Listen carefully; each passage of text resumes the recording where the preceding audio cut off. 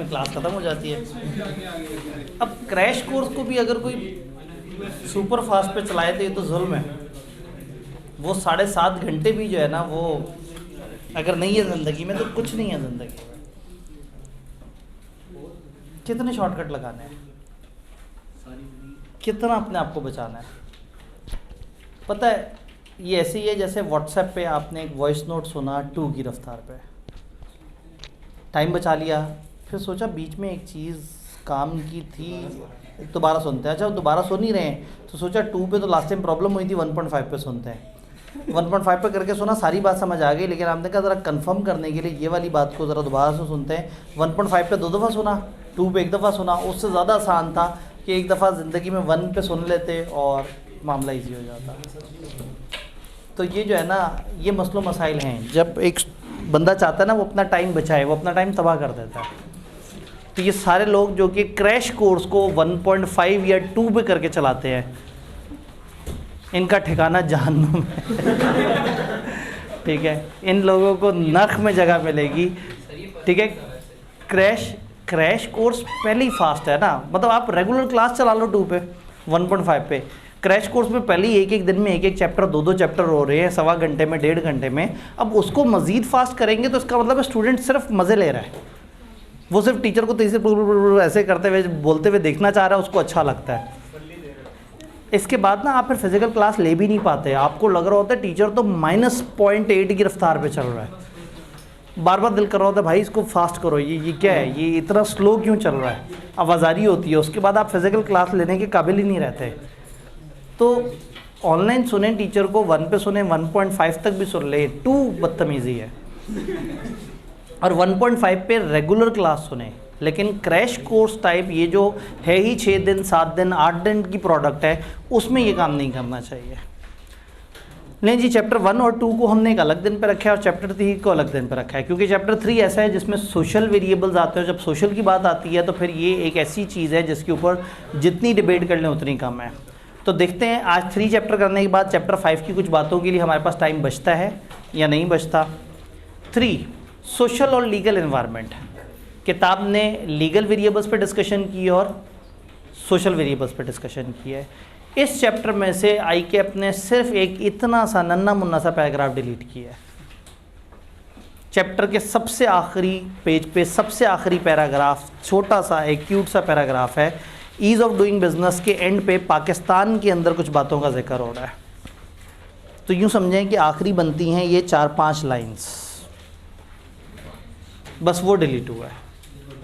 बाकी सारी चीज़ें इस चैप्टर में उसी तरह से इंटैक्ट है। ठीक है, एक भाई चैप्टर 4 के अंदर मौजूद एक क्रॉस दिखा के कहे थे कि सर अगर चैप्टर 3 में इतने से ही क्रॉस हैं तो ये क्रॉस क्यों लगा हुआ है। इससे पहले कि मैं जवाब देता, साथ वालों दोनों ने कह दिया भाईजान की चांदा की है। तो चैप्टर 3 में से सिर्फ इतना सा क्रॉस हुआ है। चैप्टर 3 इज़ अबाउट सोशल और लीगल एलिमेंट। इससे पहले कि हम सोशल लीगल एलिमेंट की बात करें, मैं थोड़ा सा एनालाइज करूँगा पेस्टल को। What is pastel? PESTEL।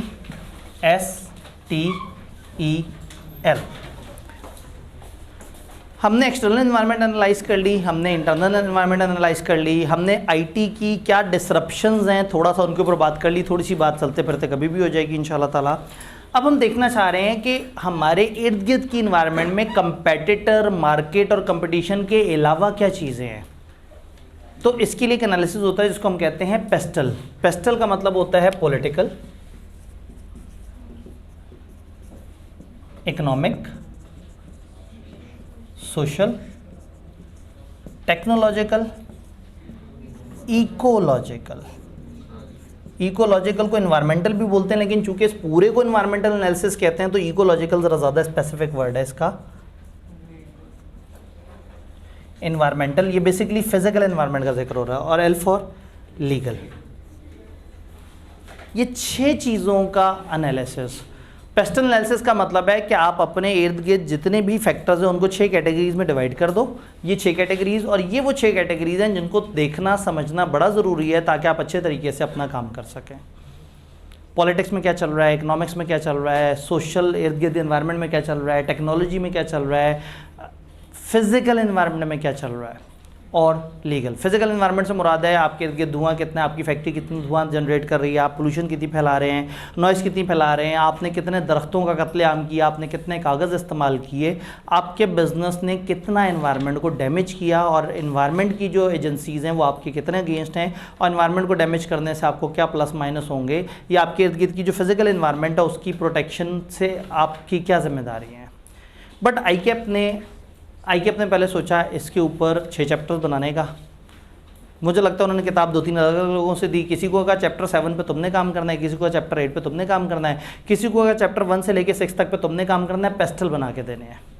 ये सोचा होगा कि चैप्टर 1 से 6 कह दिया तो उसे समझ आ गया होगा, पी पे एक चैप्टर, ई पे एक चैप्टर, फलाना फलाना फलाना। बनाने वाला जब आईटी के चैप्टर बनाने बैठा होगा तो उसने सोचा होगा ये तो आईटी की सीधी सीधी सी बातें हैं, आईटी लेटेस्ट क्या कर रही है। और एमएफए के अंदर हमने ये भी तो बताना है लोगों को कि जिद्दत के तकाज़ों से हम आहंग भी करना है। तो चैप्टर 5 बना दिया और इतना प्यारा बना दिया पेश कर उठे। लेकिन चैप्टर 5 में ये सब ज़रूर बता दिया कि टेक्नोलॉजिकल डिसरप्शन ने बिज़नेस के साथ किया है कि, लेकिन ये नहीं बताया कि टेक्नोलॉजी किसे कहते हैं। तो फिर ये सोच के टेक्नोलॉजी पे भी चैप्टर बना दिया। अब सोचा रह गए 4 चैप्टर, 5 पूरे करने हैं। फिर क्या किया, सोशल और लीगल एक चैप्टर में जोड़ दिया और चैप्टर बनाने शुरू कर दिए। जब बनाया तो एक चैप्टर की गिनती आउट हो गई। उन्होंने कहा हमने पॉलिटिकल भी पूरा कर दिया, चैप्टर 1 पॉलिटिकल पे बना दिया, चैप्टर 2 बना दिया इकोनॉमिक्स पे, चैप्टर 3 में सोशल और लीगल इकट्ठे कर दिए, चैप्टर 4 में आईटी डाल दी, और चैप्टर 5 में आईटी के इम्पैक्ट्स डाल दिए। तो समझ नहीं आया कि आईकेएप ने मुझे 6 चैप्टर बनाने का क्यों कहा था। तो वो चैप्टर का नाम रखा प्रैक्टिस क्वेश्चन ऑफ चैप्टर 1 से लेके 5 तक। और भाईजान आपने इकोलॉजिकल मिस कर दिया है, खा गए। एक तो पहली पेस्टल के ऊपर इतना जुल्म। पेस्टल इज़ एन एनालिसिस जिस पे 3 से 4 सफ़े देने चाहिए। थोड़ी सी डिस्कशन पॉलिटिकल पे हो जाए, थोड़ी सी इकोनॉमिक फैक्टर्स पे हो जाए। बहुत दिल कर रहा है आप 6-7 सफ़े पढ़ा दो पेस्टल के ऊपर। पेस्टल के ऊपर वैसे ही 5-6 चैप्टर्स बनाना जुल्म है। तो एक तो पहले ही जुल्म हो रहा था, ऊपर से जुल्म करने वाले ने कंप्लीटनेस भी इंश्योर नहीं की। तब अनफॉर्चुनेटली हम कहते से पेस्टल एनालिसिस है, लेकिन हमारी किताब ने हमें पेस्टल एनालिसिस नहीं दिया, हमारी किताब ने हमें दिया स्लेप्ट एनालिसिस। इकोलॉजिकल के बगैर इस एनालिसिस को स्लेप्ट एनालिसिस कहते हैं, और जब हम लीगल और पॉलिटिकल को जोड़ देते हैं तो इसको पेस्ट एनालिसिस कहते हैं। तो ये एनालिसिस 3 वर्ड्स में चलता है। पेस्ट एनालिसिस में लीगल और पॉलिटिकल मर्ज हो जाते हैं, इकोलॉजिकल खा जाते हैं। स्लेप्ट में इकोलॉजिकल खा जाते हैं, बाकी सारे होते हैं, और पेस्टल में 6 के 6 होते हैं। तो मैं बार बार पेस्टल एनालिसिस बोलूँगा, पेपर में सवाल पेस्टल एनालिसिस के नाम से आएगा, लेकिन हमारी किताब ने हमें पेस्टल नहीं, हमें स्लेप्ट एनालिसिस पढ़ाया है। तो इस चीज़ का एतराफ़ करना ज़रूरी है। तो इकोलॉजिकल जो फिजिकल एनवायरनमेंट वाले फैक्टर है नहीं, हमारी किताब खा गई। हालांकि बहुत अच्छा इनके पास मटेरियल अवेलेबल था, ये उस पर दे सकते थे। जब इतना कचरा मचाया हुआ ही है तो थोड़ा और भी मचा सकते थे। तो खैर पेस्टल को आपने दिल पे नहीं लेना। पेस्टल आपने बस एक दफ़ा इन सारों के इम्पैक्ट हल्के हल्के से समझते जाने और इस लेवल पे समझ लेना कि पेपर में आए तो आप उसको बता सकें। शुरू करते हैं हम अपना सोशल और लीगल। लीगल के ऊपर किताब ने ज़्यादा तवज्जो नहीं की। जब लीगल पे आए तो उन्होंने क्या किया, आपके सिलेबस पुराने पढ़े हुए सब्जेक्ट्स में से ना मुख्तलिफ लॉस के नाम याद करते गए, लिखते गए, और उन्होंने कहा इन सारी चीज़ों को आपने देखना है। तो एक काम करते हैं, हम सोशल से पहले लीगल की तरफ चले जाते हैं। लेजिस्लेशन का बिजनेस में क्या रोल है। अगर ये एक रेगुलर क्लास होती है तो मैं यहाँ से लेकर एंड तक के बच्चों तक जाता और सारे बच्चों से पूछता बताएं कवानीन के बिज़नेस के ऊपर क्या इम्पैक्ट है। लेकिन चूँकि रिवीजन क्लास है तो थोड़ा फास्ट हम चल रहे हैं। लॉ के इम्पैक्ट बिज़नेस पे क्या है, बिज़नेस ने डिफरेंट लॉस को फॉलो करना है, अगर नहीं फॉलो करेगा फ़ाइन पेनल्टीज़ पड़ेंगे। डिफरेंट लॉस को फॉलो करना है, नहीं तो लाइसेंस कैंसिल हो जाएगा। कवानीन बिज़नेस को रेगुलेट करने के लिए हैं, वो बिज़नेस जो कानून को फॉलो नहीं करता वो कस्टमर्स के लिए भी अच्छा नहीं है, गवर्नमेंट के लिए भी अच्छा नहीं है।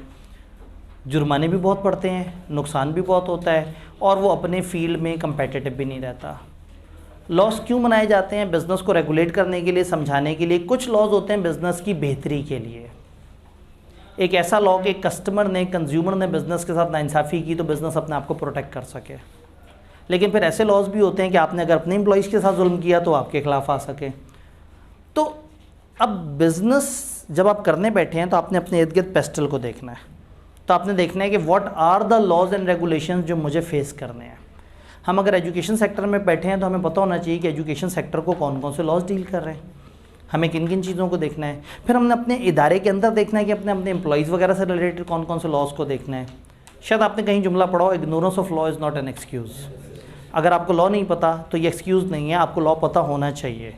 तो एक बिज़नेस को अपना बिज़नेस सही से चलाने के लिए अपने एक्सटर्नल एनवायरनमेंट में ये समझना होगा कि व्हाट आर द लेजिस्लेशन जो उसको इम्पेक्ट कर रही हैं। तो किताब ही कहती है कि एक लीगल सिस्टम एक कंट्री का दूसरे कंट्री से वेरी करता है। हम पहले लीगल फैक्टर्स की बात कर रहे हैं।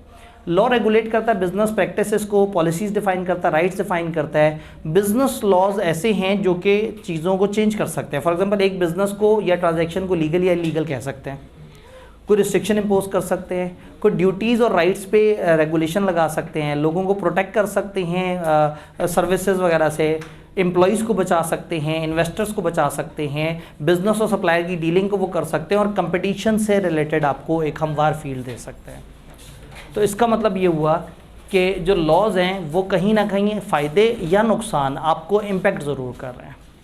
कुछ लॉज आपके लिए अपॉर्चुनिटीज़ होंगे और कुछ लॉ आपके लिए थ्रेट बन जाएंगे। भाई अगर ये लॉ आ जाए कि सारे बच्चों ने लाजमी किसी RIT से पढ़ना है तो ये अपॉर्चुनिटी है कॉलेज के लिए। और अगर ये लॉ आ जाए कि तमाम कॉलेजेस ने अपने पास मौजूद तमाम स्टाफ को मिनिमम वेजेस भी पे करनी है, तमाम TAs को कम से कम इतना पे करना है, और जितने भी स्टूडेंट हैं उनसे इतने रुपए से ऊपर फीस नहीं लेनी, तो फिर ये कॉलेज के लिए थ्रेट है। कहने का मतलब ये है कि ये लॉ आपके लिए फ़ायदेमंद भी हो सकते हैं, नुकसानदेह भी हो सकते हैं। फ़ायदेमंद है या नुकसानदेह, फॉलो तो करना है। तो आपको समझना होगा कि आपके इर्द गिर्द कौन से लॉज हैं, वो आपको कैसे कैसे इम्पेक्ट कर रहे हैं। तो जब लॉज को समझने की बात होती है तो किताब एक पोर्शन लिख देती है डिफरेंट टाइप ऑफ लॉज इन पाकिस्तान। या तो इसमें सारे लॉ बताएं, वो भी नहीं बताए, इन्होंने बहुत सारे मोटे मोटे लॉज बता दिए, और आप लोग पहले से इतने सारे लॉ पढ़ के बैठे हुए हैं कि मैं देखता जाऊँगा हेडिंग और आप मुस्कुराते जाएंगे। फॉर एग्जांपल वो कहते हैं कंपनियों का लॉ। अब आपको ये बताए जाने की ज़रूरत है कि कंपनीज एक्ट 2017 जो SECP ने इशू किया है, और इसमें कंपनियों को बता रहे हैं कि आपने क्या करना है। तो फिर पार्टनरशिप का लॉ, जो पार्टनरशिप बिजनेस कैसे होगा, क्या होगा, उनके क्या राइट्स होंगे, ड्यूटीज़ होंगे, उसके बारे में बताता है। तो ये बस एक लॉज की लिस्ट है जिसको आपने तेज़ी से पढ़ लेना है। जो नए नाम होंगे उस पर हम बात कर लेंगे। एम्प्लॉयमेंट का लॉ, एम्प्लॉयमेंट के लॉज होते हैं जो बिजनेसेस को रोकते हैं और बिज़नेस को अपने एम्प्लॉयज़ से डिफरेंट तरह की डीलिंग करने के ऊपर मजबूर करते हैं, और अपने एम्प्लॉयज़ की प्रोटेक्शन और उनकी वेलफेयर के लिए बहुत सारे काम करने को कहते हैं। फॉर एग्जांपल मिनिमम वेजेस आपको इम्पेक्ट कर सकता है। हो सकता है मिनिमम वेज की शर्त हो कि जी आपने मजदूर को कम से कम, आजकल कितनी मिनिमम वेज जी 32,000। तो लॉ आपसे कहेगा कि आपके पास जो बंदे मौजूद हों उनमें से कम उनकी वेज जो क्या होनी चाहिए 32,000। तो आपको देखना पड़ेगा, अगर आप ऐसे नहीं कर रहे होंगे आपको जुर्माने पेनल्टीज़ पड़ सकती हैं, आपके अगेंस्ट बाइकआउट हो सकते हैं। फिर आप साथ वाले बिजनेस से पूछेंगे तुम कितनी दे रहे हो, उसने कहा मैं भी कम दे रहा हूँ। तीसरे बिजनेस से पूछेंगे, फिर सारे पक्के हो जाएंगे। किनका जी इन्होंने कहा जी इनका ऑफिस किधर है। ये वेजेस की बात हो रही है, जो मज़दूरों को काम करने के पैसे मिलते हैं। ये ट्रेनिंग के स्टाइपेंड की बात नहीं हो रही, ठीक है। और ये एम्प्लॉयमेंट लॉ की बात हो रही है, ट्रेनिंगशिप के लॉ की बात नहीं हो रही। तो वो बहुत सारे बच्चे बड़े पर्सनल हो जाते हैं ना, वो मिनिमम वेज वाली बात सुन के ना उनकी आंखों में आंसू आ जाते हैं। वो कहते हैं कौन लोग हैं ये, किनको? ये मज़दूरों को मिनिमम वेज मिलती है जो पूरा दिन मेहनत मजदूरी मुशक्क़त करते हैं, और उसके बाद भी उनका लेवल इंक्रीज़ नहीं होता। लेकिन ये जो ट्रेनी जब मेहनत मुशक्क़त करता है तो उसका लेवल इंक्रीज़ हो रहा होता है, नहीं होता। पेपर एक अलग चीज़ है, उनकी जो पर्सनल कैपेसिटी है वो बढ़ रही होती है, वो ज़्यादा बेहतर एम्प्लॉयबल होते हैं। एक बच्चा जिसने आर्टिकल्स नहीं किए हुए और एक जिसने आर्टिकल्स किए हुए हैं, दोनों में फ़र्क आ जाता है। तो खैर अगेन मतलब ये तो एक ऐसी बात है कि ये तो छिड़ती चली गई तो फिर तो हम पढ़ नहीं पाएंगे। भाई कुछ आखिरी बात करना चाह रहे हैं। जो पार्ट टाइम रिस्ट्रिक्शन लग गई है, हैरत की बात ये है कि ये स्टूडेंट्स को लगता है कि पार्ट टाइम रिस्ट्रिक्शन ICAP ने लगा दी है।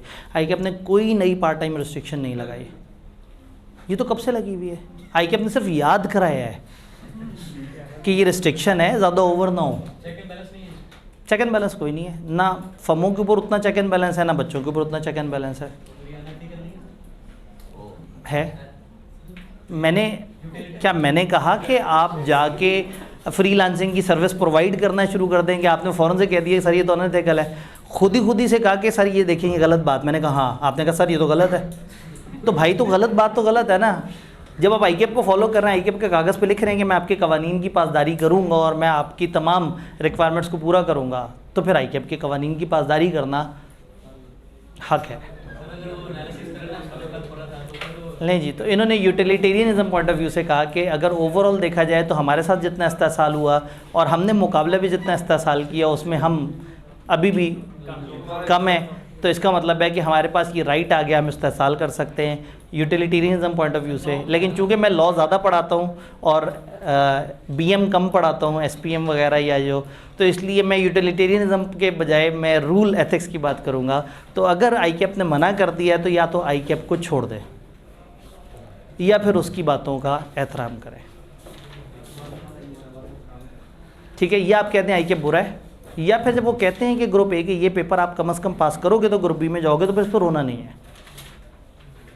ये दोनों काम इकट्ठे नहीं हो सकते, एक ही वक्त में मोहब्बत भी और जो है ना वो तकलीफ भी। लेकिन तो डिफेक्टो मान सकते हैं ना, उसके खिलाफ तो बात कर सकते हैं। बात कर सकते हैं, बात करना आपका शरई हक है। आप जाते हैं, आप ग्रुप्स में बात करते हैं, खुल के बातें करते हैं। आप नहीं करते बातें तो ठीक है, आपका एक्सप्रेशन आपका वो है, फीडबैक देना आपका हक है, लेकिन ये आपका समाजी हक है, कानूनी हक नहीं है। कानूनी तौर पे अगर आप कहें कि ये गलत हो रहा है तो वो कानूनी तौर पे कहेंगे आपने साइन करके कहा था कि जी आपकी पॉलिसीज़ को मैं पालन करूँगा, तो बस फिर तो जब पालन कर रहे हैं तो फिर रोते क्यों हैं। आगे चलते हैं, मैं वही कह रहा हूँ ना, ये गलत टाइम पे गलत डिबेट है। आप लोग इंशाल्लाह बड़ी क्लासों में आ जाएं। तो वो अभी सीफेप की काउंसलिंग में भी सबसे पहले हमारे स्टाइपेंड के ऊपर ही डिस्कशन हुई थी, तो अगर वो वीडियो आपको मिले तो उसमें स्टाइपेंड के ऊपर हमने बात की है और डिस्कशन हुई है कि व्हाट इज़ स्टाइपेंड और सैलरी किसे कहते हैं और आप लोग बिला वजह किस चीज़ को किस चीज़ से कंपेयर करके क्यों दुखी हो रहे हैं। तो ये बाकी गुफ्तगू वहीं जाके देखें, ठीक है। और इस सब में ये बताना बड़ा ज़रूरी है कि मैं किसी फर्म का मालिक नहीं हूँ कि आपके यहाँ इनकी तो अपनी फर्में चल रही हैं, इनको तो सस्ता लेबर मिल रहा है। मेरे पास फर्म हो तो मुझे भी बड़ा फ़ायदा है, हमारे पास भी लोग बड़े महंगे होते हैं, तो फर्म अगर बनी हुई हो तो हमें भी सस्ते में लोग मिल जाए। तो एक बच्चे को ट्रेनिंग रख के उसको फ़ोटोकॉपियर की शॉप पे बैठा दे, क्योंकि फ़ोटोकॉपियर वाला बंदा महंगा और ट्रेनिंग सस्ता है। और हम कहेंगे हम इस बच्चे में स्किल डेवलप कर रहे हैं, इसको नॉलेज बांटना आएगा, इसको नॉलेज को रेप्लिकेट करना आएगा, ये नॉलेज की ज़्यादा से ज़्यादा कॉपियाँ करना सीख जाएगा। खैर अगेन वर्किंग कंडीशंस के ऊपर कवानीन हो सकते हैं कि आपने क्या क्या वर्किंग कंडीशन देनी है जो बहुत मुश्किल हालात में काम कर रहे होते हैं उनके लिए। अनफेयर डिसमिसल के ऊपर कवानीन हो सकते हैं कि आपने बगैर किसी वजह के किसी को डिसमिस नहीं करना। रिडेंडेंसीज़ के ऊपर हो सकता है जब एक कंपनी पॉलिसी बनाती है कि हम 500 लोगों को निकालने वाले हैं तो उसके ऊपर कुछ कवानीन आ सकते हैं। डिस्क्रिमिनेशन पे कवानीन आ सकते हैं कि आप बिला वजह किसी भी बेस पे एरिया वाइज, जेंडर वाइज या कोई भी डिस्क्रिमिनेशन अगर आप कर रहे हैं एम्प्लॉयमेंट के अंदर, उसके ऊपर कवानीन हो सकते हैं। जेंडर इक्वालिटी के ऊपर कवानीन हो सकते हैं कि जी बिजनेसेस में कम से कम इतने मेल इतने फीमेल्स होंगे।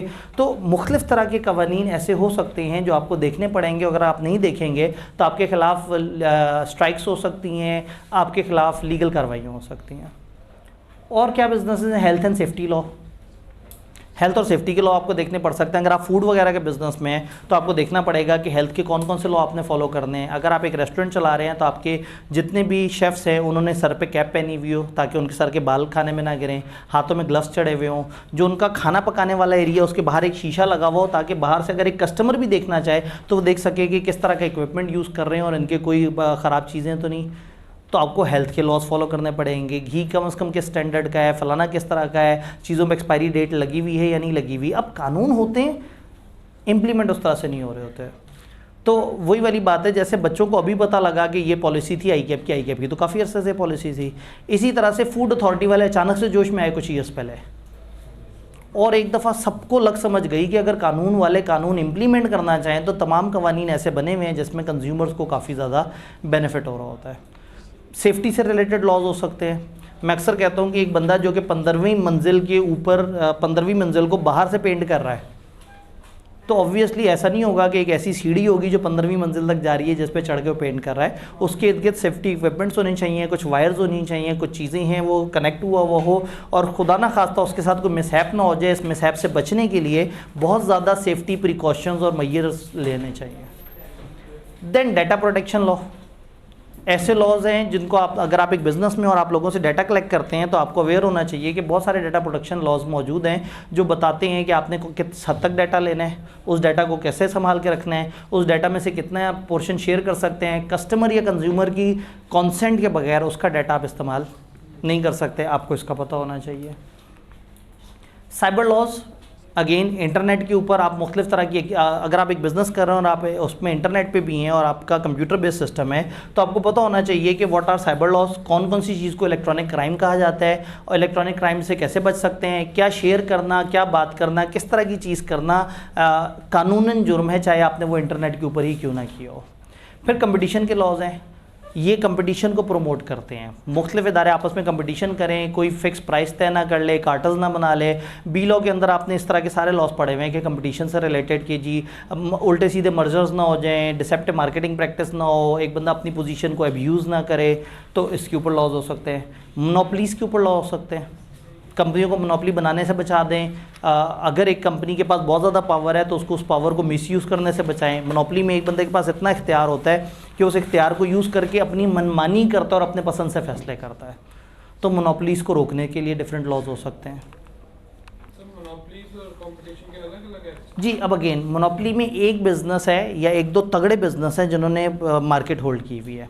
कंपटीशन में हम ये चाहते हैं कि मार्केट में एक फ्री एंड फेयर कंपटीशन रहे और तमाम लोगों के पास इक्वल अपॉर्चुनिटी हो कि वो आके बिजनेस कर सके और खेल सके। तो कंपटीशन नॉर्मली पूरी इंडस्ट्री लेवल पे हम बात कर रहे हैं, मोनोपली में हम किसी एक दो ग्रुप्स की बात कर रहे हैं। यानी अगर आप याद करें तो जो आपने कंपटीशन का लॉ पढ़ा था उसमें abuse of dominant position type की चीज़ वो मोनोपली के अंदर आती है। तो ब्रेक कर देते हैं ना उसको। था अब अगेन वही वाली बात है कि अगर मोनोपली या मोनोपोलिस्टिक कंपटीशन टाइप की चीज़ है तो उसके ऊपर गवर्नमेंट को परेशानी है। तो मोनोपली से रिलेटेड अलग लॉज हैं जो किसी एक या एक ग्रुप ऑफ पर्सन को एक्सप्लॉइट नहीं करने देगा। कंपटीशन के लॉज हैं वो ओवरऑल प्राइस फिक्सिंग कितनी होनी चाहिए, क्वालिटी किस तरह की होनी चाहिए, मर्जर्स नहीं होने चाहिए, इस तरह के उन सब चीज़ों पर बात करता है। और इंटरेस्टिंग बात यह है कि इनमें से कोई भी ज़्यादा डिटेल से उन्होंने नहीं बताया, सिर्फ तारुफ कराते जा रहे हैं, तो हम भी बस इसको देखते जा रहे हैं। और कौन कौन से लॉज हैं? एंटी कलूजन लॉ रेगुलेशन, लोग आपस में इस लेवल की कलूजन का मतलब है मिल जाना, इस लेवल की कलूजन नहीं करेंगे जिससे मार्केट का इस्तेसाल हो। जैसे वारिद और मोबलिंग जिस वक्त मर्ज होने जा रहे थे तो उस टाइम पे मार्केट में अच्छा खासा लॉज बीच में सर्कुलेट कर रहे थे जो इस चीज़ को इंश्योर कर रहे थे कि ऐसा ना हो कि ये दोनों मिल जाएं और सारी नेटवर्क कंपनियां बिल्कुल ही तबाह हो जाएं, फिर ये अकेले रह जाएं, और जब ये अकेले रह जाएं तो फिर ये 40 रुपये की कॉल कर दें। तो इसलिए उन्होंने उस टाइम पे अच्छा खासा रेगुलेट किया। इनको पहले तो मर्ज होने के बारे में वो हुआ कि मर्ज होने की खबर बहुत पहले आउट कर देनी है, फिर बड़े अरसे तक मर्ज नहीं होने दिया, फिर मर्ज होने के बाद का 6 महीने तक उनका 4G आप इस्तेमाल नहीं कर सकते, आपका 3G वो इस्तेमाल नहीं कर सकते। 6 महीने तक दोनों को अलग अलग नाम से ऑपरेट करने का कहा, अलग अलग जगह से, और फिर 6 महीने बाद आहिस्ता आहिस्ता इनको मर्ज होना अलाउ किया। यानी उस मर्जर को इस हद तक रोका कि मर्जर के कुछ फ़ायदे तो अचीव हों लेकिन मर्जर से जो मोनोपली जनरेट करने वाली ख्वाहिश है वो ख़त्म हो जाए। प्राइस कंट्रोल्स, गवर्नमेंट के प्राइस कंट्रोल्स पे लॉज एंड रेगुलेशंस हो सकते हैं कि इतनी प्राइस नहीं होनी चाहिए, इस तरह से होनी चाहिए, ये रेट नहीं होना चाहिए। आपने देखा होगा DCO के रेट जगह जगह लगे हुए होते हैं कि जी इससे ज़्यादा जो है वो पैसे पे नहीं कवर किया जाए। तो गरीब पे बस चलता है, सब्ज़ी वाले पे, फल वाले पे उसको DCA के रेट्स आके बता देते हैं, और बड़े बड़े ब्रांडेड बिजनेसेस में लोग जो है वो 400 गुना पे चीज़ बेच रहे होते हैं, उनको कोई नहीं पूछता। हम भी फिर ऐसे ही करते हैं, भाव तो करते ही फल वाले से हैं, सब्ज़ी वाले से हैं, चोर बाज़ारी कर रहे हो, जालिम लोग आदमी हो, 70 की क्यों दे रहे हो, 60 रुपये की दो, उससे 10 रुपये बहस कर रहे हैं, और ब्रांडेड मॉल में जाके जो है वो 7,000 का जोड़ा ख़रीद लेंगे।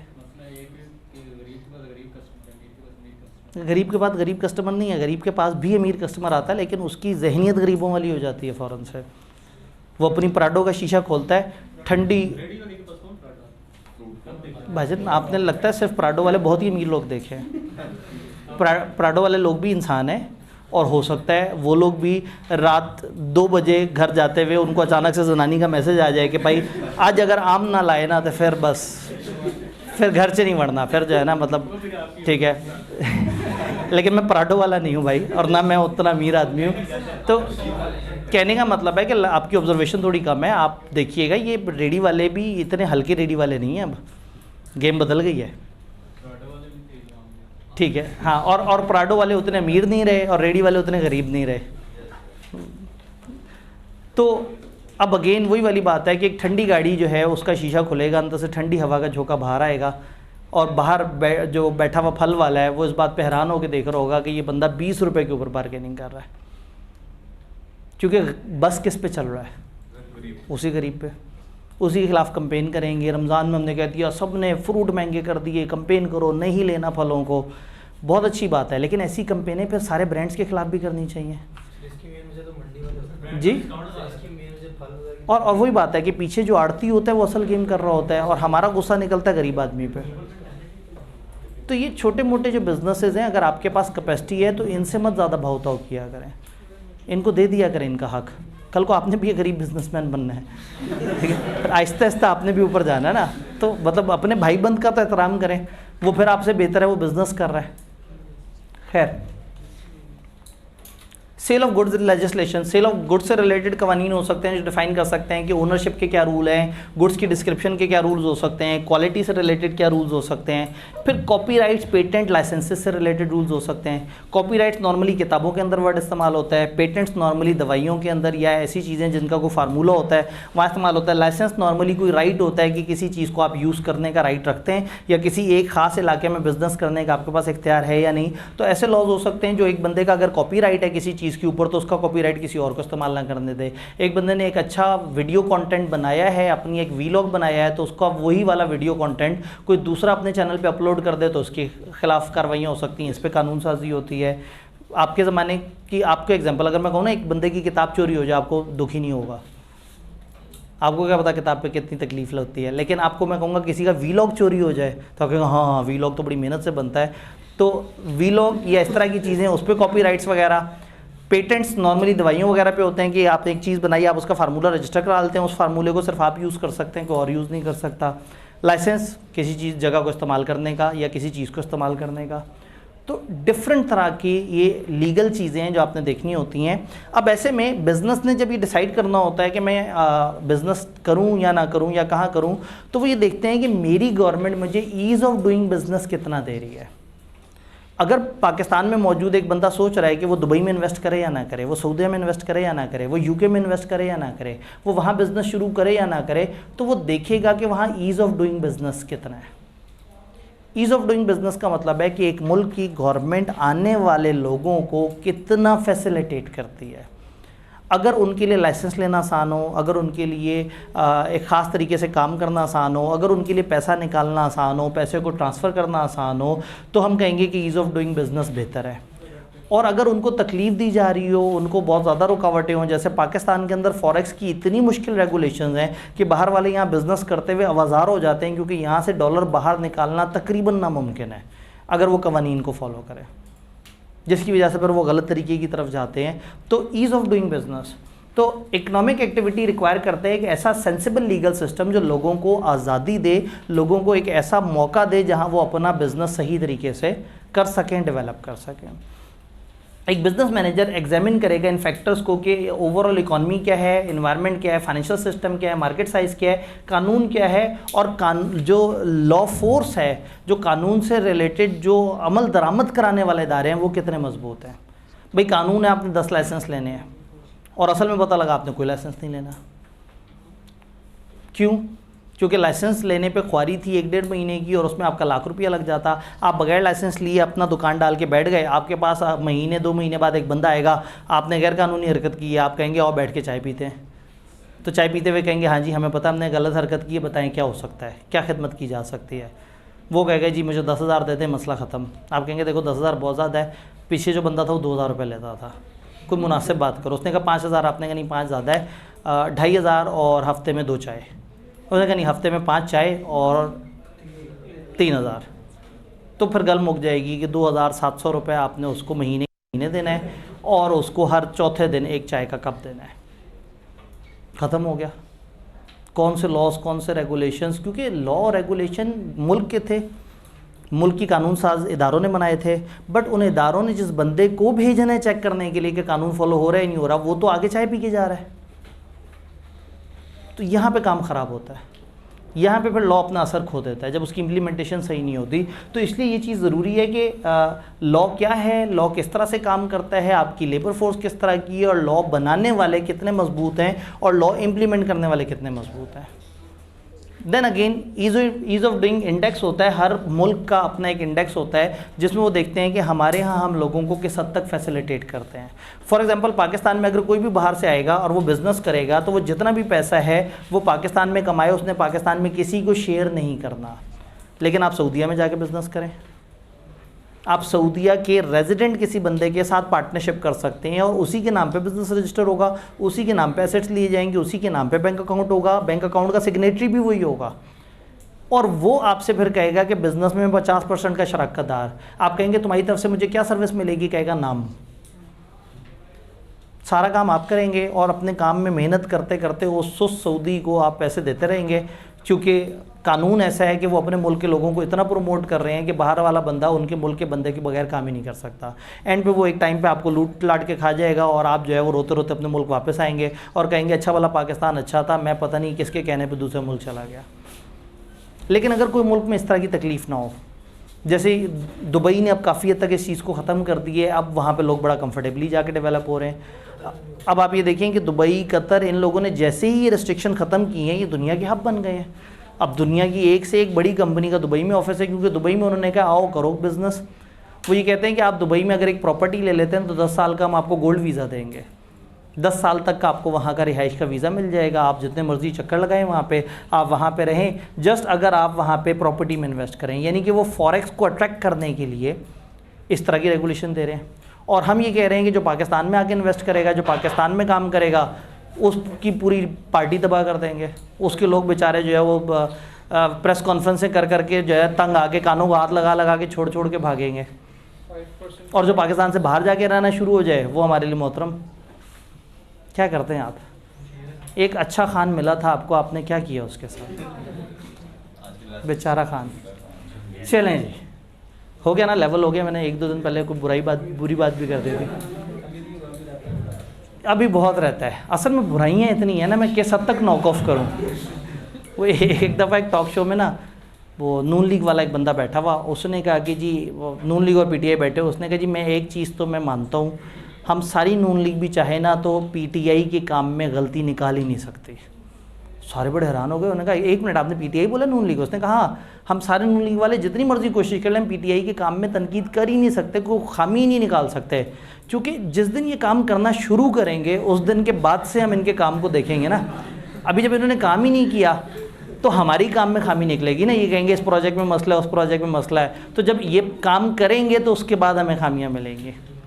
तो वो आप यही कह रहे हैं ना कि बुराई ज़्यादा कर दी, अच्छाई कम कर दी। तो मैं जितना भी कोशिश करूं, मैं एक ख़ास लेवल तक, एक तो आपके जज्बात भी बहुत ज़्यादा है ना, ये सोशल फैक्टर में हम देखेंगे, जो आपके जज्बात है ना, ये सोशल फैक्टर है, ये अभी लीगल फैक्टर में नहीं, लीगल फैक्टर में मेरे जज्बात। 10 इंडिकेटर्स हैं जिसकी बेस पे ये रैंकिंग होती है। बिज़नेस स्टार्ट करना कितना आसान है। कुछ मुल्कों में बिज़नेस करना तो बहुत आसान है, लेकिन स्टार्ट करने के लिए 2 साल लग जाएंगे। ये लाइसेंस, वो लाइसेंस, ये परमिशन, वो परमिशन, बंदा तंग आके कहता है रहने देता हूँ, अपनी मुल्क में कर लेता हूँ। क्रेडिट लेने, कंस्ट्रक्शन का परमिट, इलेक्ट्रिसिटी, प्रॉपर्टी रजिस्टर कराना, माइनॉरिटी इन्वेस्टर को प्रोटेक्ट करना, इंसॉल्वेंसी के डिस्प्यूट रिजॉल्व करना, कॉन्ट्रैक्ट को एनफोर्स करना, अक्रॉस बॉर्डर्स जो ट्रेडिंग होना, और टैक्सेस। ये चंद पैरामीटर्स हैं जिनकी बेस पे हम सारे मुल्कों को जज करते हैं और फिर इंडेक्स बनाते हैं कि इस मुल्क का ईज़ ऑफ डूइंग इंडेक्स इस जगह पे, इस मुल्क का ईज़ ऑफ डूइंग इंडेक्स इस जगह पे। ये कहते कहते किताब जज्बाती हो के पाकिस्तान की ईज़ ऑफ डूइंग इंडेक्स के ऊपर डिस्कशन करना शुरू हो गई, और गालबन इस दफ़ा किसी ने वो पढ़ा और उसने कहा यार ये क्या बात लिखी हुई है, उड़ाओ इसे। तो वो जो नीचे वाला पैराग्राफ है वो पाकिस्तान के अंदर की बात है जिसको उन्होंने उड़ा दिया। इसी तरह से चैप्टर 2 में पाकिस्तान के बैलेंस ऑफ पेमेंट की जो डिस्कशन है वो शायद किसी को बुरी लगी, वो उन्होंने इस दफ़ा उड़ा दी है। तो लीगल सिस्टम के ऊपर हम देख रहे थे। मैं एक दफ़ा आपको दोबारा याद कराता चलूँ कि ये एक क्रैश कोर्स है। तो मैंने कहा था मैं बीच बीच में रुक के आपको कहूँगा, मुझे लगा कि एक आध सवाल है तो चलो बीच में ले लें, ज़्यादा बुरा ना लगे, लेकिन अब पूरा लीगल ख़त्म हो गया, कोई कन्फ्यूजन, कोई सवाल। जी, जिन मुल्कों में अच्छी इम्प्लीमेंटेशन नहीं होती वहाँ बिज़नेस करना आसान होता है, लेकिन चूंकि अच्छी इम्प्लीमेंटेशन नहीं होती तो फिर चोर उचक्कों को रोकने के भी ऊपर कानून साजी नहीं होती, फिर डाके भी बहुत होते हैं। तो फिर ऐसे मुल्क में बिज़नेस करने का फ़ायदा ये है कि बिज़नेस रजिस्टर करना आसान है, चलाना आसान है, लेकिन फिर डकैती होना भी आसान है, चोरी होना भी आसान है, आपके साथ फ्रॉड होना भी आसान है और आपको अपने राइट्स भी मिलेंगे। तो ये दो नॉक ऑफ है कि अगर आपको एक गलत चीज़ ने फेवर दिया है तो उस गलत चीज़ के जो ताबकारी असरात हैं। तो ऐसा मुल्क जिसमें ज़्यादा कानून नहीं है और आप बिज़नेस करना चाहते हैं तो फिर आपको पावरफुल होना पड़ेगा, ठीक है। पावरफुल होंगे तो काम चलेगा। जिस मुल्क में ज़्यादा रेगुलेशन है वहाँ आपका बिज़नेस अच्छा चलेगा, लेकिन आपको एक दफ़ा तकलीफ़ से ज़रूर गुजरना पड़ेगा उस सारे को रजिस्टर कराते वक्त। जी, लीगल से रिलेटेड जी वाली बात थी। डन। अब चलते हैं हम सोशल की तरफ। सोशल मतलब समाज, लोग, हैबिट्स, उनके थिंकिंग पैटर्न, उनके सोचने के पैटर्न। होता ये है कि हर बिज़नेस अपने इर्द गिर्द के लोगों की साइकी को ज़रूर देखता है, उस साइकी को ऑब्ज़र्व करता है और उसके मुताबिक अपने बिज़नेस बनाता है। अगर मार्केट में ट्रेंड चल रहा है फ़ास्ट फूड का और आप एक नया बिज़नेस ओपन कर रहे हैं और आप एक स्लो फूड का बिज़नेस ओपन कर रहे हो, एक ऐसा बिज़नेस जिसके अंदर आप फास्ट फूड नहीं बना रहे, आप एक ऐसी चीज़ बना रहे हैं कि लोग पहले आएंगे, बैठेंगे, कोई सवा घंटा इंतज़ार करेंगे, फिर आप उनको खाना सर्व करेंगे, तो नया बिज़नेस शायद ना चले। अगर 90% पॉपुलेशन चाहती है हम आएँ, 2 मिनट में चीज़ मिले, खाएँ और निकल जाएँ। शावरमा बहुत पॉपुलर हो जाएगा, बर्गर बहुत पॉपुलर हो जाएगा। तो आपको हर बिज़नेस को अपने इर्द गिर्द का जो समाज है, उसकी जो सोच है, उसके जो कल्चर्स हैं, उसके जो ट्रेडिशंस हैं, उनको समझना होगा। नॉर्मली हम बात करते हैं कि सोशल फैक्टर्स का मतलब है जब आप हैबिट्स, टेस्ट, वैल्यूज़, प्रेफरेंसेस की बात करते हैं। फिर एक ओवरऑल कल्चरल फैक्टर होते हैं कि उस इलाके का कल्चर कैसा है, उस मुल्क में या उस इलाके में लोगों के रवायात कैसे हैं, वहाँ पे चीज़ें किस तरह से चलती हैं। Then demographic factor. Demographic factors, आप अपने इर्द गिर्द की डेमोग्राफी देखेंगे कि आपकी पॉपुलेशन में बड़े कितने हैं, छोटे कितने हैं। भाई मैं अगर एक फ़ेसबुक पे ऐड चलाऊँगा अपने कॉलेज का, तो मैं उसमें फॉर ऑल पब्लिक नहीं चलाऊँगा, मैं उसमें एज रिस्ट्रिक्ट करके चलाऊँगा कि इस एज से लेके इस एज के लोगों को नज़र आना चाहिए ऐड। अगर मैं पीआरसी का ऐड चला रहा हूँ तो आइडियली वो नज़र आना चाहिए एफएससी के आसपास के लोगों को। तो शायद मैं ये एज ब्रैकेट रख दूँ कि 16 साल से 18 साल के लोगों को मेरा ऐड नज़र आए। अगर मुझे नहीं पता कि मेरी पॉपुलेशन कौन सी है तो फिर तो मैं 100% पॉपुलेशन पे काम करता रह जाऊँगा।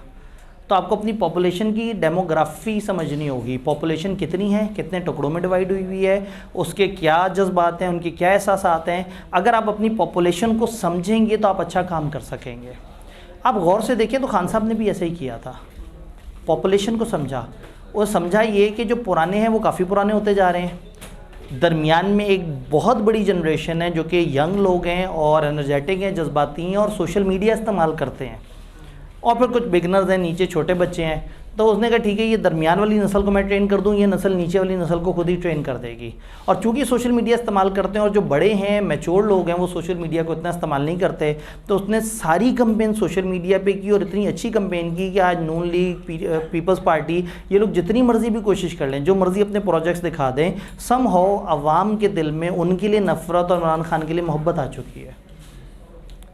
दैट इज़ द स्ट्रैटेजी कि उसने पॉपुलेशन को समझा कि पॉपुलेशन में हैं कौन लोग, फिर उसने देखा वोटर्स की क्या कैलकुलेशन है। अगली गेम जिस तरफ उसे नहीं जाने दिया गया, वो उसने देखा कि बाहर बैठे लोग, जो बाहर बैठे हैं उनको सिर्फ व्हाट्सएप पे नज़र आता है कि पाकिस्तान कैसा चल रहा है, उनको फेसबुक से पता लगता है पाकिस्तान कैसा चल रहा है, और वो इस चीज़ पर खुश हैं कि जितने पैसे भेजते थे वो बढ़ गए, तो वो तो बड़े हैप्पी हैं। तो अगर उन लाखों लोगों को वोट करने की पावर मिल जाए, 40 लाख प्लस लोगों को वोट करने की पावर मिल जाए, तो वो तो ट्रेंड ही बदल देंगे। ऊपर से वो ऑनलाइन वोट करेंगे, सब ने वोट करना है, वो सब जोश में भी हैं। और वो जिन मुल्कों में बैठे हैं वहाँ एथिक्स भी बहुत सिखाए जाते हैं, उन मुल्कों में बैठ के उनको ये बातें समझ भी आती हैं, और उनको उतनी दूर जाके कोई कीमे वाले नान भी नहीं खिला सकेगा। तो अगली गेम यही थी जिससे नून लीग वाले परेशान हो गए। उन्होंने कहा ये ऑप्शन मिल गई तो बस फिर तो हमारा पत्ता बिल्कुल साफ़ है। तो दिस इज़ द गेम कि सम टाइम आप अपनी पॉपुलेशन को समझते हैं कि पॉपुलेशन क्या है, किस हद तक आ रहे हैं। अगर आपको पॉपुलेशन के डायनामिक्स नहीं पता तो आप एक अच्छा बिजनेस डिसीजन नहीं ले सकेंगे, आप उसको कवर नहीं कर सकेंगे। अब इसमें छोटे छोटे से डिफरेंट फैक्टर्स हैं, इन पर हम बात करेंगे। एटीट्यूड और लाइफस्टाइल। कंज्यूमर्स और कस्टमर्स के जो एटीट्यूड्स हैं, जो उनके लाइफस्टाइल हैं, ये बिज़नेस को बड़ा इम्पैक्ट करते हैं। अगर आपकी पॉपुलेशन में लोग ज़्यादा पैसे पे कर सकते हैं तो आप अपनी कुछ प्रीमियम प्रोडक्ट्स भी लॉन्च करेंगे उन अमीरों के लिए जो उस चीज़ को पे कर सकते हैं। और अगर ज़्यादातर लोग गरीब हैं तो फिर आप एक ख़ास लेवल से ऊपर नहीं जा सकते। आप ये देखें कि एजुकेशन सेक्टर में छोटे से छोटे स्कूल की फ़ीस भी कहाँ से कहाँ चली गई है, बट सीए के अंदर आने वाले 80% से ज़्यादा लोग मिडिल या लोअर मिडिल क्लास से होते हैं, बहुत ज़्यादा ऊपर के लेवल से नहीं होते, तो उनकी एक अफोर्डिंग रेंज होती है। तो कॉलेजेस जितना मर्ज़ी खर्चा कर रहे हों, जितना मर्ज़ी उनके ओवरहेड्स हों, जितना मर्ज़ी अच्छी क्वालिटी दे रहे हों, एक ख़ास लेवल से ऊपर फ़ीस नहीं जा पाई 25-30 साल से, जस्ट बिकॉज कि अगर बिज़नेस नहीं समझेगा कि मेरे पास आने वाले कौन से लोग हैं और हम कह दें जी 70,000 रुपये का एक पेपर है, तो कोई भी नहीं पढ़ेगा, ये चंद अमीर लोग पढ़ लेंगे और बाकी लोग उसको नहीं पढ़ पाएंगे। तो ये देखना बड़ा ज़रूरी है कि लाइफस्टाइल क्या है जो लोग आपके साथ हैं। फिर कल्चर्स को समझना बड़ा ज़रूरी है। अब अगर आप एक ऐसा इवेंट करें या आप एक ऐसा काम करें जो आपके कल्चर के अगेंस्ट हो, आप जो है वो लोगों से कहें कि हम स्पेशल डिस्काउंट्स दे रहे हैं, किस पे जी? क्रिसमस पे,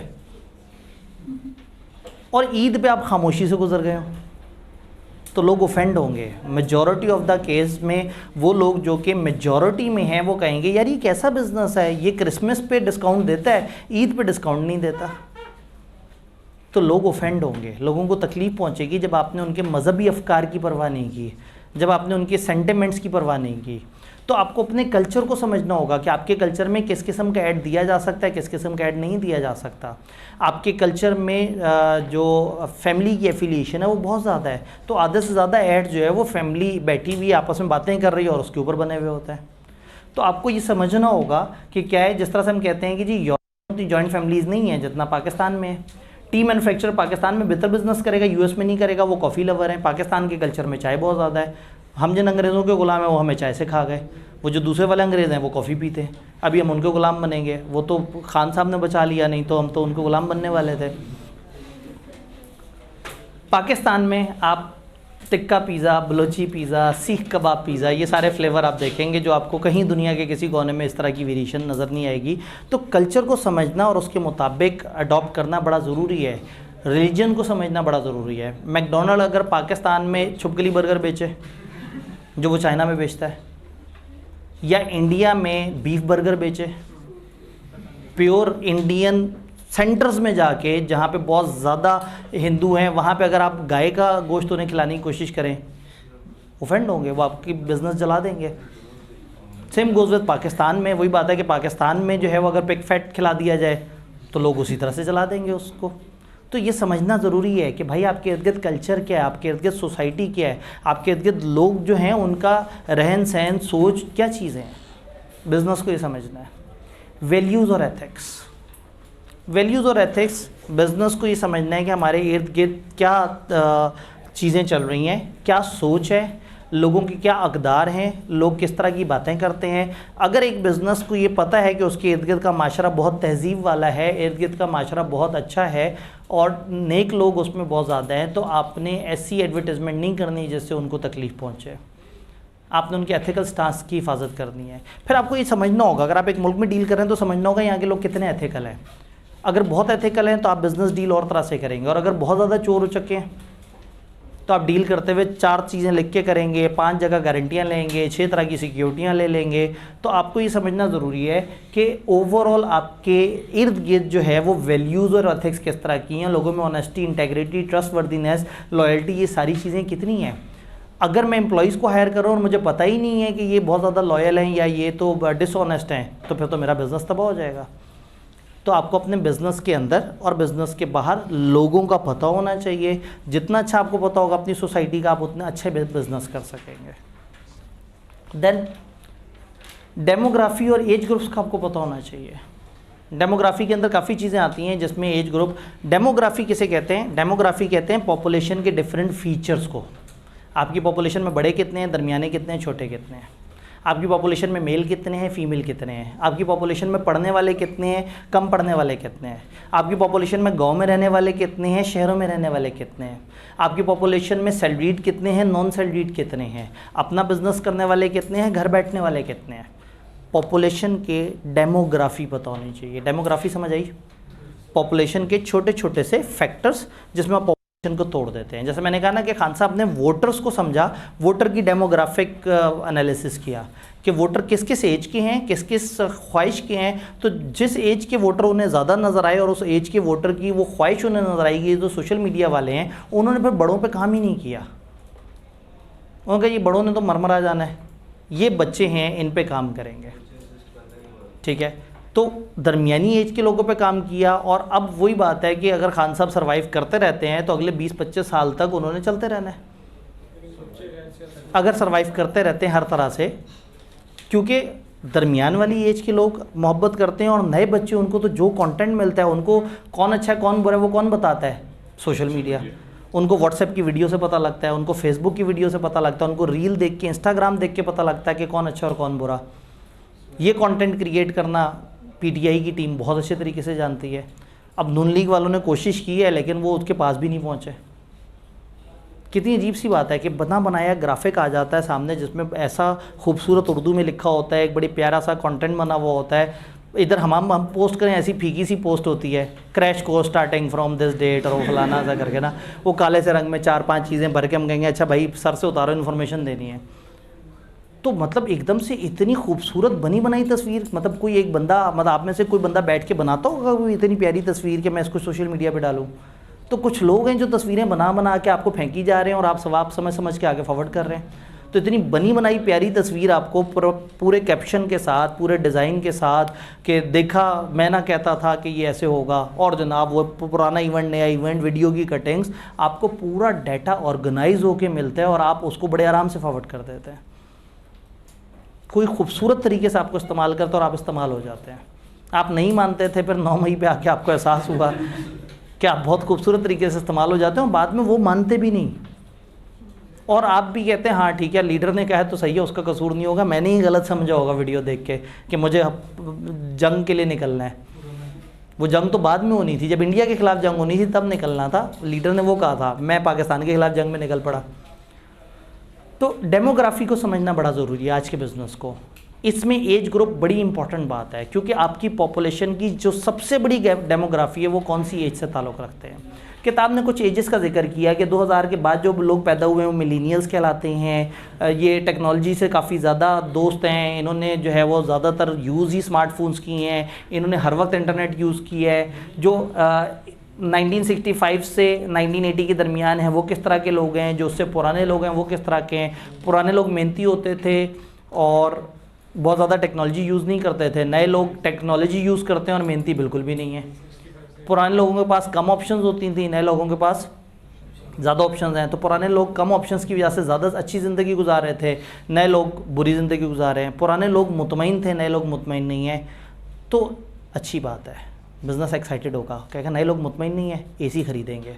पुराने तो पागल लोग हैं, वो गर्मी में बैठे होंगे, आपके वालिदैन जो है ना वो अब शदीद गर्मी होगी, आप जाके कहेंगे एसी चला लें, वो कहेंगे बेटा देखो पंखा इतनी अच्छी ठंडी हवा तो देता है। कहेंगे यार कौन लोग हैं ये, कहाँ से आए हैं, मतलब इनको गर्मी नहीं लग रही। उनको वाकई नहीं लग रही होगी गर्मी क्योंकि वो उस चीज़ के आदी हैं।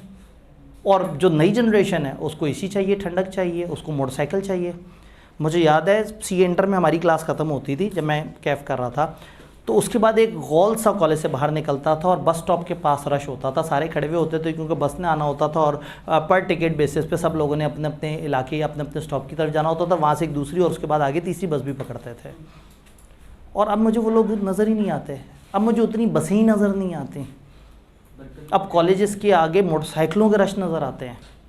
ट्रेंड चेंज हो गए। तो मोटरसाइकिल बनाने वाले को अगर ये समझ आ जाए कि लोग सुस्त हो गए हैं, लोग वालिदैन को प्रेशर करके और उनसे पैसे लेके मोटरसाइकिल ख़रीद लेंगे, तो वो ज़्यादा से ज़्यादा मोटरसाइकिलें बनाएंगे। तो बिज़नेस को पता होना चाहिए कि कौन सी एज ग्रुप के लोगों के क्या जज्बात हैं और वो किस तरह से चलते हैं, वो उसके अकॉर्डिंगली काम करेंगे। हाँ, ये दरमियान वाले खा गए, मतलब मैं ये कहता हूँ कि मुझे खा गए ये जो है ना, जो दरमियान में मैं 2000 के करीब था ना, तो वो तो ये देखे ना, मतलब 1965 से 80 का जिक्र किया, वो पीछे वालों का जिक्र कर दिया, आगे वालों का जिक्र कर दिया। हमारी जनरेशन पता नहीं क्या है, हमारी जनरेशन कन्वर्जेंस से आई है कि हम वो पुराने वालों में भी और नए वालों में भी हैं। हम पुराने दौर को भी इस्तेमाल किया, सोशल मीडिया को भी इस्तेमाल किया, हमने ब्लॉग भी लिखे, हमने व्लॉग भी बनाए। हम राइटिंग में भी मैसेज पहले लिखते होते थे ऑर्कट में, और अब फेसबुक पे वीडियो बना के कहते हैं भाईजान बैच शुरू हो रहा है आ जाओ। तो हम फंसी हुई जो है ना जनरेशन है, जो हैं पुराने ख्यालात के, लेकिन आपको कॉपी करना चाह रहे हैं। क्योंकि प्रॉब्लम ये है कि हमने प्रोडक्ट आपको बेचनी है। मैं फेसबुक पे इतना लंबा चौड़ी एक तहरीर लिखूं, बड़ी काम की, सारी इन्फॉर्मेशन हो, कोई नहीं देखेगा। 30 सेकंड की वीडियो डली हुई होगी, सारे उसको बार बार चला के देख रहे होंगे, फॉरवर्ड कर रहे होंगे। तो हमें ये समझना होगा कि हमारी पॉपुलेशन कैसी है, और अगर हम उसके हिसाब से अपने आप को नहीं ढालेंगे तो हम ऑब्सलीट हो जाएंगे। क्लियर? एथनिसिटी और नेशनैलिटी, आप कौन से ओरिजिन से हैं, कौन सी जगह से हैं, आप कौन से मुल्क से हैं, ये चीज़ें फ़र्क करती हैं। ऑब्वियसली आप जब चीज़ों को डील कर रहे हैं, आप बिज़नेस में डील कर रहे हैं, अब अगर दुबई में कंपनी है और उसके पास 20 अलग अलग मुल्कों के नेशनल्स बैठे हैं, तो उसने उनके जज्बात का एहतराम करना। उनमें से कुछ लोग ईद पे छुट्टी लेके जाएंगे, कुछ लोग मुहर्रम पे छुट्टी लेके जाएंगे, कुछ क्रिसमस पे छुट्टी लेके जाएंगे, कुछ ईस्टर पे छुट्टी लेके जाएंगे। हर कोई अपने अपने त्यौहार पे, कोई होली मनाने जा रहा होगा। ऑब्वियसली उनके कल्चरल डाइवर्सिटी है, तो उनको देखना है कि अलग अलग तरह के लोग, अलग अलग जगह के, उनके क्या मिजाज हैं, उनकी क्या नीड्स हैं, वो उसके मुताबिक चलेंगे। देन एजिंग पॉपुलेशन, दुनिया का एक बड़ा बढ़ता हुआ मसला। पुराने ज़माने में बर्थ रेट ज़्यादा होता था और डेथ रेट कम होता था। बर्थ रेट ज़्यादा होता था और डेथ रेट कम होता था। डेथ रेट उतना तेज़ी से नहीं था, या यूँ समझें एवरेज लाइफ जो लोग जीते थे वो ज़्यादा होती थी। तो यूँ कह लेते हैं कि बर्थ रेट ज़्यादा होता था और एवरेज लाइफ ज़्यादा होती थी। अब बर्थ रेट कम हो गए हैं, एवरेज लाइफ भी कम हो गई है। तो एट एनी गिवन टाइम माशरे में ज़्यादा आपको बड़ी एज के लोग मिलेंगे और कम मिलेंगे छोटी एज के लोग। पाकिस्तान में चीज़ें डिफरेंट तरीके से चल रही हैं। अब अगेन वही बात है कि डिपेंड करता है कि पॉपुलेशन के क्या ट्रेंड्स हैं या किस तरह से है। इतनी भी डिफरेंट नहीं है पाकिस्तान में। ये जो पिछला एनालिसिस था ना, ये वोटर्स का एनालिसिस था, लेकिन अगर आप देखें तो आपसे ऊपर की जो नस्ल है ना, आप उनसे पूछेंगे, वो कहेंगे हम 11 बहन भाई होते थे, और हमसे ऊपर जो है वो हमारे दादा ने 4 शादियां की हुई थी, और हर शादी में उनके जो है ना 4-4 बच्चे होते थे। और वो मतलब आपको इतने कुछ 100-150 तो अपने चाचे, दादे, परदादे नज़र आएंगे। और फिर अपने आसपास देखेंगे, आपके भाई का एक बेटा होगा, ठीक है, आपकी शादी नहीं हुई होगी, ठीक है, मतलब आप सीए कर रहे होंगे यानी कि। तो जनरली ऐसा है कि अब वाली जो जनरेशन है, या आपसे जो ऊपर वाली, जो दरमियान वाली, यूँ समझे जो हमारी जनरेशन है, जो आपकी जनरेशन है, यहाँ पे चीज़ें और तरह से हैं, और जो पुराने लोग हैं वो और तरह से सोचते थे। तो उस वक्त बर्थ रेट ज़्यादा और उन लोगों की एवरेज लाइफ ज़्यादा है, क्योंकि वो मेहनती लोग होते थे और उन्होंने आसाइशों का आदी नहीं बनाया था। अब मतलब नॉर्मली मैंने देखा है कि मेरे से ऊपर की नस्ल और उससे ऊपर की नस्ल तकरीबन इकट्ठे मरे हैं। जो मुझसे ऊपर की नस्ल है वो ज़्यादातर 90 से 100 के दरमियान मरे हैं, और जो मेरे से ऊपर की नस्ल है, मैं ज़्यादातर को 70 से 75 के दरमियान मरते हुए देखा है। मैं 50-55 के दरमियान मर जाऊंगा, आप मरने वाले हैं, ठीक है। तो और उससे अगली नस्ल आई नहीं होगी, आप पहले से मर जाएंगे। तो मतलब कहने का मतलब है कि ये ट्रेंड नीचे आ रहा है, एवरेज एज नीचे आ रही है, हादसे बढ़ते जा रहे हैं, स्ट्रेस बढ़ती जा रही है, ब्लूटूथ की रेज़ हर तरफ हैं, हर वक्त हम ठंडे गर्म एनवायरनमेंट में, हमें बीमारियां ज़्यादा लग रही हैं, हम परेशान ज़्यादा हैं। तो बिजनेसेस को ये समझना है कि माशरे में फिर हैं कौन, जी कौन रहे हैं। अच्छा, फिर आपकी एज के लोग ज़्यादा हैं लेकिन आपके पास पैसे नहीं हैं, तो बिज़नेस ने ये देखना है कि वो लोग जो तादाद में भी ज़्यादा हों और जिनकी जेब में पैसे भी हों। तो मैं इसकी अक्सर एग्जांपल देता हूँ, जो फिल्म इंडस्ट्री है। फिल्म इंडस्ट्री में आपके ज़माने के हीरो हीरोइंस वगैरह इतने पॉपुलर ही नहीं हुए। हीरोज़ की अगर मैं बात करूँ, मेरे ज़माने के हीरोज़ पॉपुलर हैं। यानी वही बात है कि अगर एक शाहरुख खान 35 साल पहले से फिल्में करता आ रहा है, वो आज भी फिल्म करता है तो वो सुपर डुपर हिट हो जाती है। वो हमारे ज़माने के वो जो एक्सपेंडेबल वाले गंजे जितने सारे हैं, हमारे ज़माने की हीरोज़ है ना। ये आपके ज़माने में तो आपको बूढ़े होके मिले, 55 साल का, कोई 60 साल का, उनकी फिल्में आज भी आती हैं, सुपर हिट हो जाती हैं। हमारे ज़माने के सियासतदान, इमरान खान, जरदारी, अब ये सारे 70-70 साल पे पहुँचे हुए हैं। इन सब में सबसे छोटा जरदारी है, सबसे छोटा जरदारी है। मतलब नवाज शरीफ वगैरह इसकी एज के आसपास के इमरान खान नवाज शरीफ वगैरह, और फिर जरदारी इमरान खान से 4 साल छोटा है। लेकिन आप ये देखें कि दरमियान में कितना बड़ा टाइम गुजरा और कोई नए सियासतदान नहीं आए। यंग, हाँ, इन सब लोगों ने अपना एक नेक्स्ट वर्जन लॉन्च कर दिया। अब उसको जो है ना, तो देखा जाए तो कितना बड़ा गैप है। कहने का मतलब ये है कि चूंकि पॉपुलेशन की एक बड़ी तादाद उन लोगों की है जो उन पुराने लोगों को पसंद करते हैं, नए लोग एफर्ट नहीं कर रहे, और पुराने लोग जो है वो एफर्ट भी कर रहे हैं और वो पुराने लोगों की पसंद भी है। ये तो फिर दूर की बात है, टीचिंग के अंदर नए लोग नहीं आ रहे। पिछले 10 साल में 10 नए टीचर नहीं आए, 10 साल में। पुराने छोड़ेंगे तो नए आएंगे। नए अगर आके मेहनत करें तो वो अपनी जगह बना लेते हैं, हमने देखा है। ठीक है, कहने का मतलब ये है कि पॉपुलेशन के डायनेमिक्स इस तरह के होते हैं कि आपको समझना होता है कि लोग तो मूवी बनाने वाले समझते हैं कि मूवी को देखने वाली मेजॉरिटी वो जिनकी जेब में भी पैसा हो। अब आप लोग मूवी देखना चाहते हैं लेकिन आप इंटरनेट से डाउनलोड करके देख लेते हैं। तो जो पुराने दौर के लोग हैं वो सिनेमा में जाके देखेंगे, तो सिनेमा जाने वाले लोग ज़्यादातर बड़ी एज के होंगे, तो फिर उनको कौन सी मूवी ज़्यादा पसंद आएगी? जो उनके ज़माने की फाइटिंग, मतलब वो पुराने ज़माने में ऐसा होता था कि एक मुक्का मारा और विलन जो है वो 15 कलाबाजियाँ खाता हुआ गुजर रहा है, ख़त्म हो गई थी मूवीज़। अब ये दोबारा वो वाला दौर वापस आ गया। तो आप लोगों का तो दौर आया ही नहीं। सुपरमैन हमारे ज़माने का कैरेक्टर, बैटमैन हमारे ज़माने का कैरेक्टर, आपके ज़माने ने डोरेमोन दिया। ठीक है, छोटा भीम, बल्कि छोटा भीम भी पुराने ज़माने का ही है, आप लोगों ने उसको रेनोवेट किया है।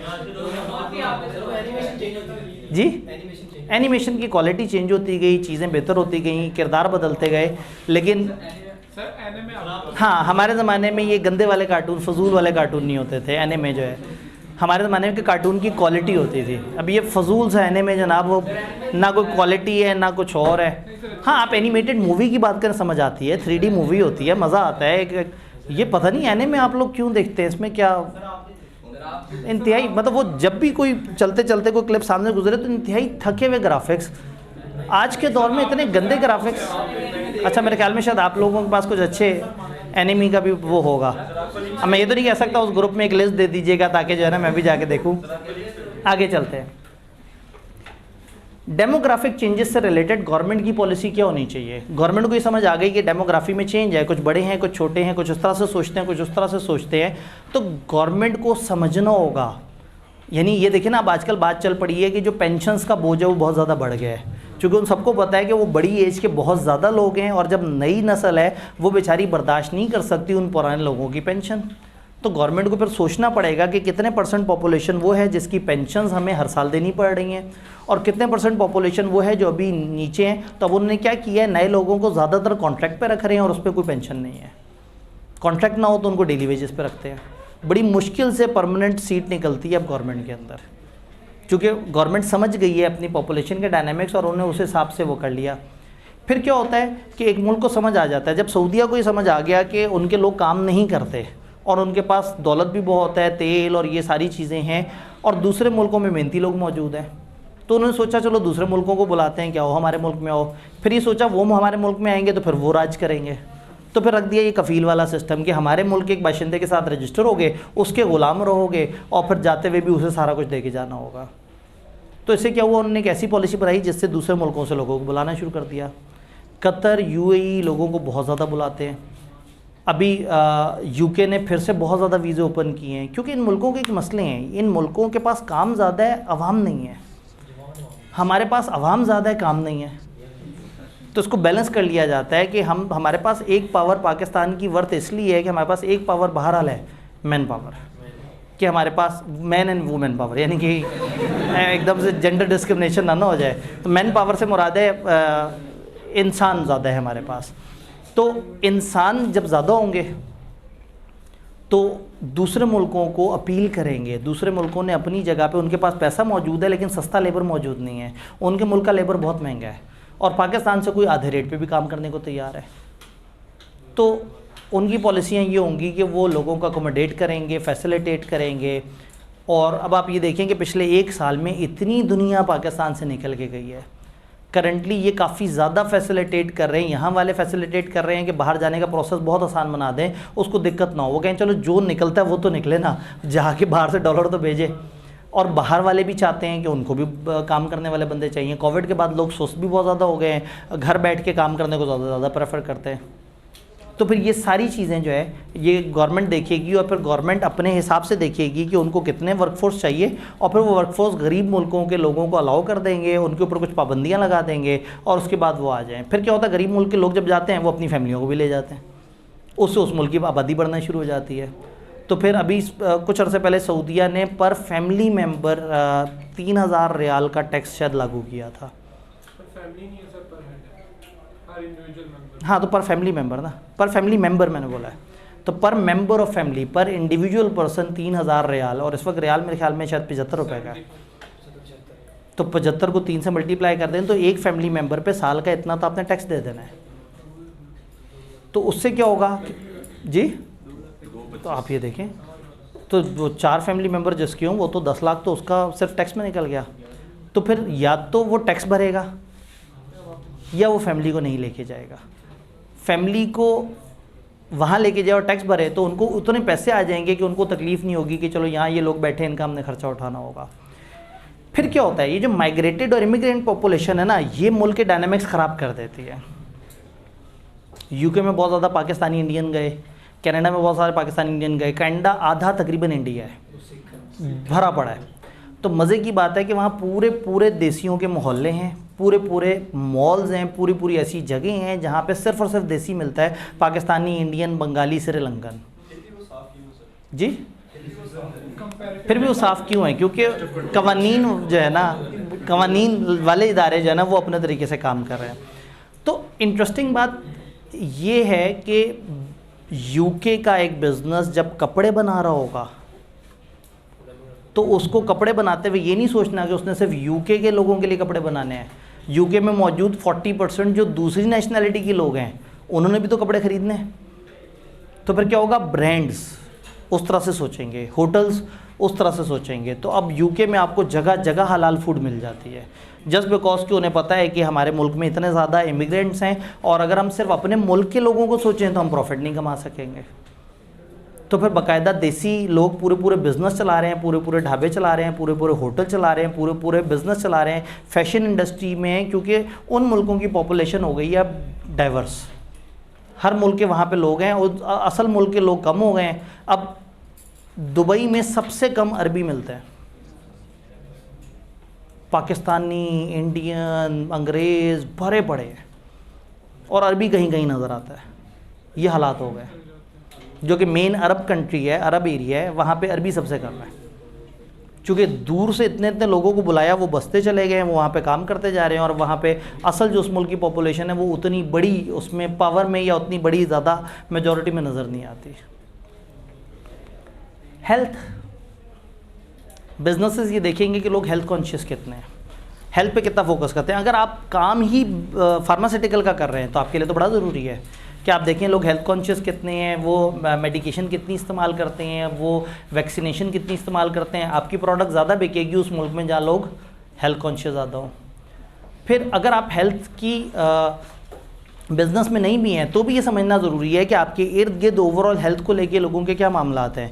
अगर पाकिस्तान में मेजॉरिटी ऑफ द लोगों को ख़ास किस्म की बीमारियां बहुत ज़्यादा हैं तो ऑब्वियसली आप उनको जॉब पे नहीं रख सकेंगे।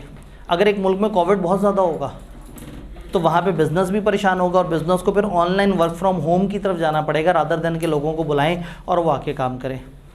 तो हेल्थ और हेल्थ से रिलेटेड चीज़ें जो आपके लिए ये भी ज़रूरी हैं, ये जानना ज़रूरी है कि इस मुल्क के लोग कितना हेल्दी हैं, इस मुल्क के लोग मेडिकल प्रोडक्ट्स को कितना कंज्यूम करते हैं, इस मुल्क के लोगों को जब हम डील कर रहे होंगे तो हमने कौन सी प्रोडक्ट्स इस तरह की बनानी है जिसमें काम बन जाए। अब बैंक है, बैंक पैसे देता है और पैसे के ऊपर इंटरेस्ट लेता है, लेकिन बैंक को भी समझ आ गया कि लोग इतने कॉन्शियस हैं इस चीज़ को लेके कि वो मर गए तो क्या होगा, तो बैंकों ने इंश्योरेंस देनी शुरू कर दी।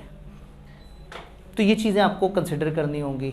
Then wealth distribution, education, society में वेल्थ डिस्ट्रीब्यूशन कितनी है, अमीर कितने हैं और गरीब कितने हैं, और अमीरों और गरीबों में फ़र्क कितना है। बाहर के मुल्कों में बहुत बड़ा फ़र्क नहीं होता, लेकिन हमारे मुल्कों में बहुत बड़ा फ़र्क होता है। बाहर के मुल्क में अगर एक मज़दूर ने 10 घंटे काम किया तो बड़े आराम से उसमें से 3 घंटे के पैसों से मैकडोनल्ड से बड़े अच्छे लेवल की डील एंजॉय करके और उसके बाद अपने 1 घंटे की जो वो उसने कमाया है उससे वो टैक्सी करा के अपने घर तक पहुंच सकता है। और यहाँ पे सोच भी नहीं सकता कि मज़दूर, तो यहाँ का गरीब बहुत गरीब है, यहाँ का अमीर बहुत अमीर है। तो ये समझना ज़रूरी होगा। तो जब बिज़नेस ये समझेगा कि यहाँ पे 2-3 तरह के तबके हैं, तो वो कुछ प्रोडक्ट्स बिल्कुल गरीबों के लिए बनाएंगे, कुछ प्रोडक्ट्स बिल्कुल ही अमीरों के लिए बनाएंगे। तो वेल डिस्ट्रीब्यूशन क्या है और किस तरह के लोगों को किस किस्म की चीज़ ज़्यादा पसंद आती है, आप उसको फोकस करेंगे। देन एजुकेशन, मुल्क में ओवरऑल एजुकेशन कैसी है। अगर लोग ज़्यादा एजुकेटेड हैं तो आप उनको किसी और तरह से मार्केटिंग करेंगे, अगर लोग बिल्कुल एजुकेटेड नहीं है किसी और तरह से मार्केटिंग करेंगे। मैं अक्सर एग्जांपल देता हूँ कि जो छोटे चाइना के मोबाइल, क्यू मोबाइल या इस तरह के बटन वाले मोबाइल्स होते हैं, वो आपको पता होता है कि वो आप जिस कम्युनिटी को सेल कर रहे हैं वो बहुत ज़्यादा एजुकेटेड नहीं है।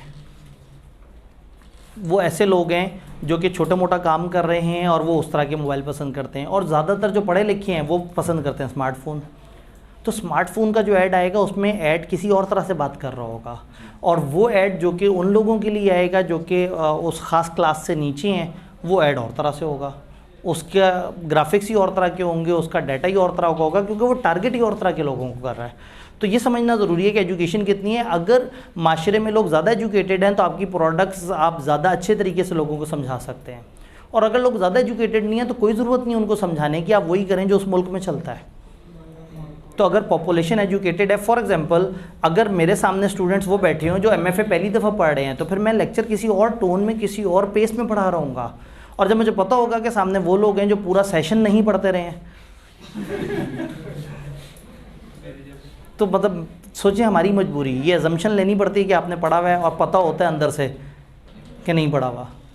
जी, बिजनेस ये देखिए कि कोई स्पेसिफिक क्लासेस को उस चीज़ का नहीं पता, लेकिन अगर उसको इंट्रोड्यूस करवाया जाए तो उधर वो चीज़ बढ़ाई जा सकती है। बिल्कुल ऐसे ही है। बिज़नेस को ये देखना है कि ये जो लोगों का एजुकेशन लेवल है, इनमें से कौन से ऐसे लोग हैं जो अडॉप्ट करते हैं चीज़ों को, और कौन से ऐसे लोग हैं जो चीज़ों को अडॉप्ट नहीं करते और बस जो चल रहा है उसके मुताबिक काम करते हैं। तो फिर बिज़नेस एट टाइम्स क्या करता है, आहिस्ता आहिस्ता लोगों को एजुकेट करना शुरू करता है, लेकिन रादर देन कि वो अपनी एनर्जी लगाएं लोगों को एजुकेट करने पे, वाई नॉट कि जो लोग अनएजुकेटेड हैं उनको वो प्रोडक्ट दी जाए जो उनके लिए काफ़ी है। इनको एजुकेट करके भी ख़रीदना तो फिर इन्होंने कम पैसों पे है, तो इनको क्यों एजुकेट करें। जो ऑलरेडी एजुकेटेड है उनको वो महंगी चीज़ दे दी जाए। तो बिज़नेस तो बड़ा बेरहम होता है, बिज़नेस तो फिर इस तरह से सोचता है। Law and order situation, overall मुल्क के अंदर जो लॉ एंड ऑर्डर सिचुएशन है हर बिज़नेस के लिए बड़ी इंपॉर्टेंट है। आपने बिज़नेस करते हुए अपने इर्द गिर्द नज़र डाल के ज़रूर देखनी है कि मुल्क में अमन व अमान है या नहीं है।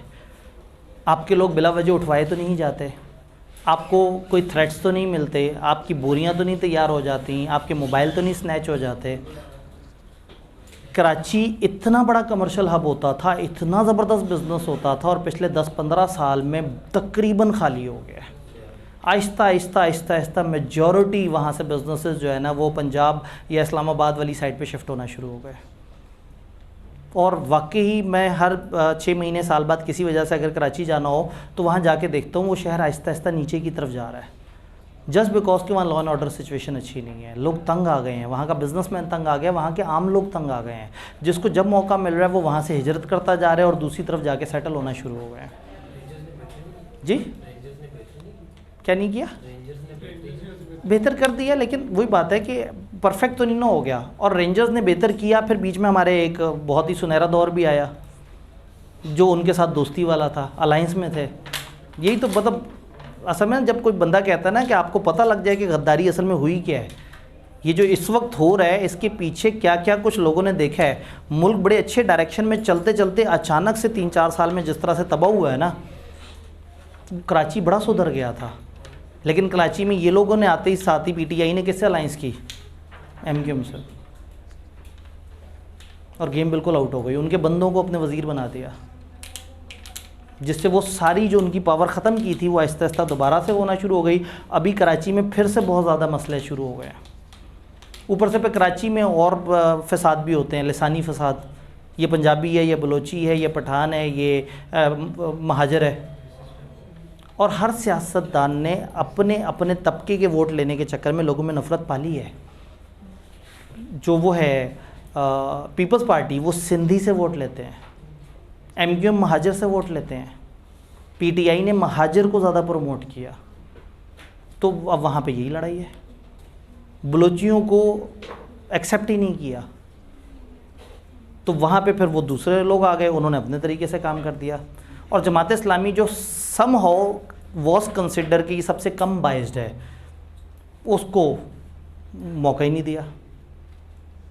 इस दफ़ा भी उनका वो मेयर बड़े आराम से बनता था, और कम से कम एक मौका मिलता, चलो वो ना काम कर पाते, समझ आ जाता, इतने तजर्बे किए हैं, आखिरी तजर्बा सही। तो कहने का मतलब यही है कि ये मसले बड़े इम्पॉर्टेंट हैं। बिज़नेस वहाँ पे नहीं चल सकता। MCB पूरा बिज़नेस अपना उठा के लाहौर ले आया। एक बैंक के लिए हेड ऑफिस कराची से शिफ्ट करना आसान नहीं है। कराची में ट्रेजरी होते हैं, कराची में पोर्ट है, कराची में बहुत बड़े लेवल पे काम हो रहा है। पोर्ट का मतलब है कि आप फिर करोड़ों अरबों रुपए की बातें करें, और लाहौर में ड्राई पोर्ट है। ड्राई पोर्ट में अरबों की बातें नहीं होती, करोड़ों की बातें होती हैं। एक बैंक के लिए मौत है तकरीबन कराची को छोड़ के आना। वो कराची को छोड़ के आ गए, अलाइड वाले आ गए, हबीब बैंक इधर शिफ्टिंग के ऊपर काफ़ी ज़्यादा सोच रहे हैं।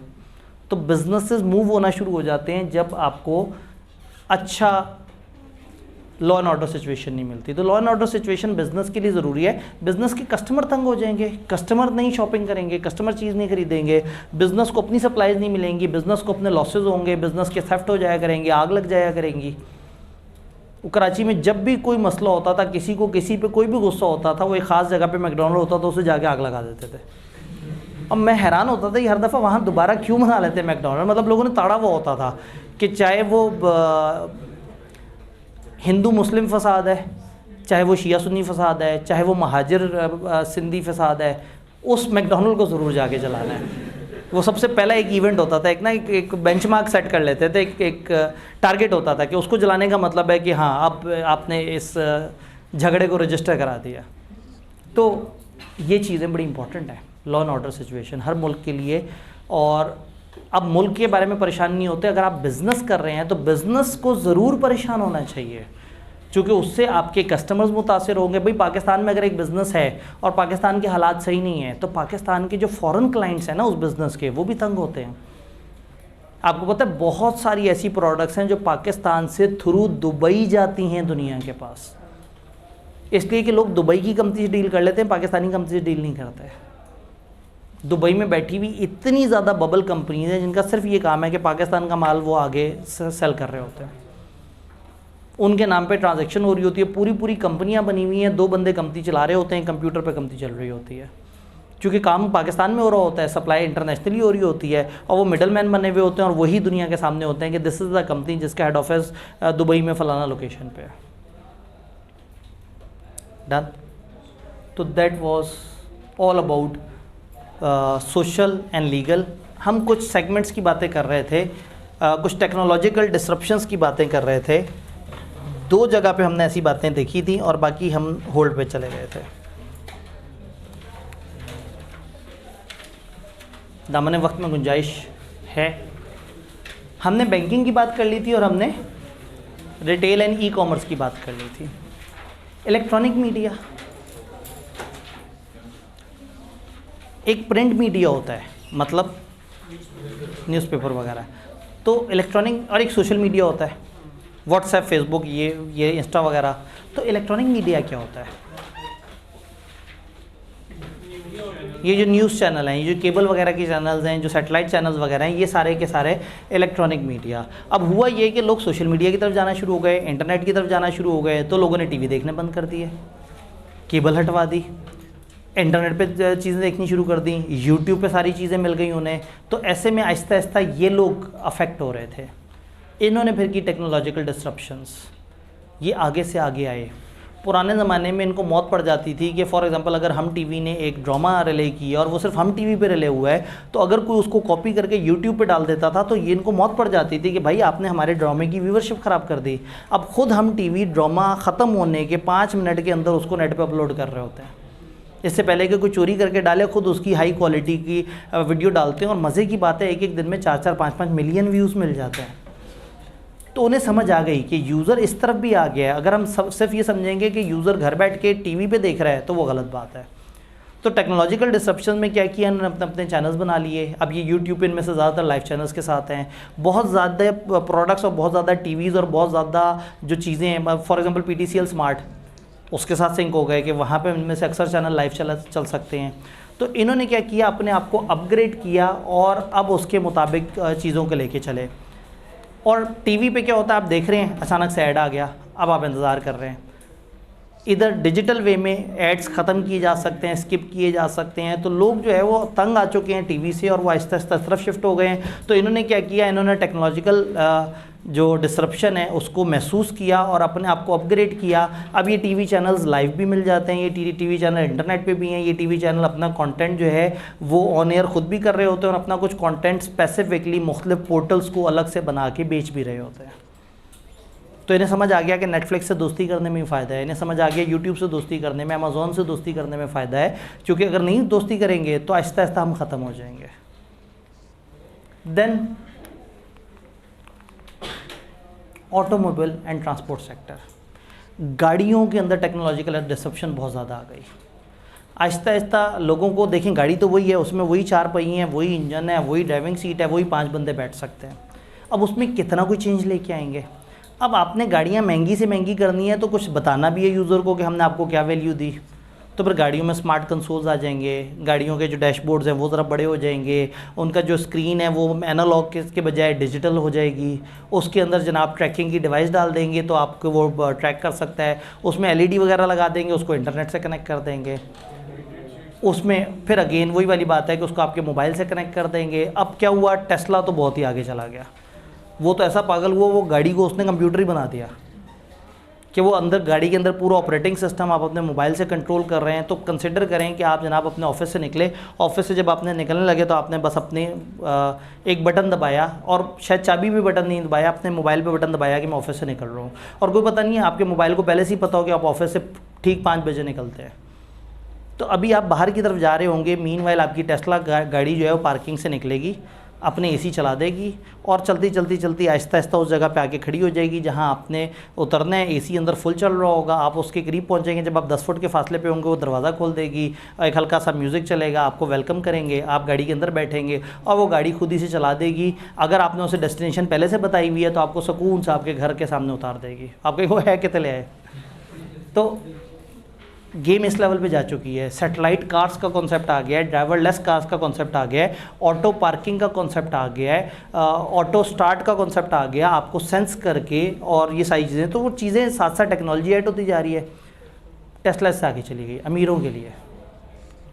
आप इंटरनेट पे जाएं इनकी वेबसाइट पे, आप कहें मुझे इंजन इस कैपेसिटी का चाहिए, आप कहें बेस इतनी होनी चाहिए, ग्राउंड क्लियरेंस इतनी होनी चाहिए, पहिए इस तरह के होने चाहिए। कुछ जगह आपको कहेंगे कि ये चीज़ उसके साथ कंपैटिबल नहीं है, कुछ जगह आपको अलाउ कर देंगे। छत ऐसी होनी चाहिए, छत खुलने वाली होनी चाहिए, बॉडी इस टाइप की होनी चाहिए, कलर उस तरह का होना चाहिए, फ़लाना चीज़ इस तरह से होनी चाहिए, और उसके बाद जो है वो सारा करेंगे। आप एडवांस पेमेंट जमा कराएंगे या फुल पेमेंट जमा कराएंगे और कुछ दिनों बाद गाड़ी आपके घर डिलीवर हो जाएगी आपकी बताई हुई स्पेसिफिकेशंस के मुताबिक।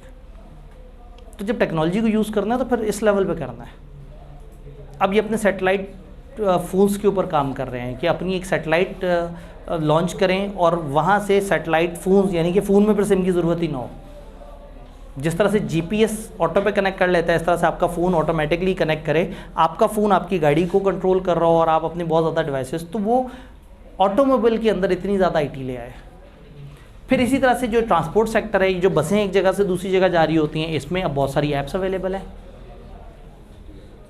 आप बुक करो, सस्ता टिकट, फ़लाना, आप वहाँ पे जाएं, आप वहाँ पे अपनी टिकट बुक कर सकते हैं। वो सारे के सारे कनेक्ट हुए हुए हैं अपने अपने अलग अलग सप्लायर्स के साथ। तो सप्लायर के पास अगर टिकट अवेलेबल, आपको टिकट मिल जाती है और आप बड़े आराम से उसको डील कर लेते हैं। तो ट्रांसपोर्ट के सेक्टर में, ऑटोमोबाइल के सेक्टर में टेक्नोलॉजी काफ़ी ज़्यादा चेंजेस लेके आई। पहले मैनुअल गियर्स वगैरह का होता था, बड़ी बड़ी पावर वाली जो ट्रांसपोर्ट है वो भी ऑटो गियर्स के साथ चल रही होती है और लोग उसको काफ़ी पसंद कर रहे होते हैं। क्लियर? एजुकेशन, इस पे मैं रुक नहीं पाऊंगा, आगे चलते हैं।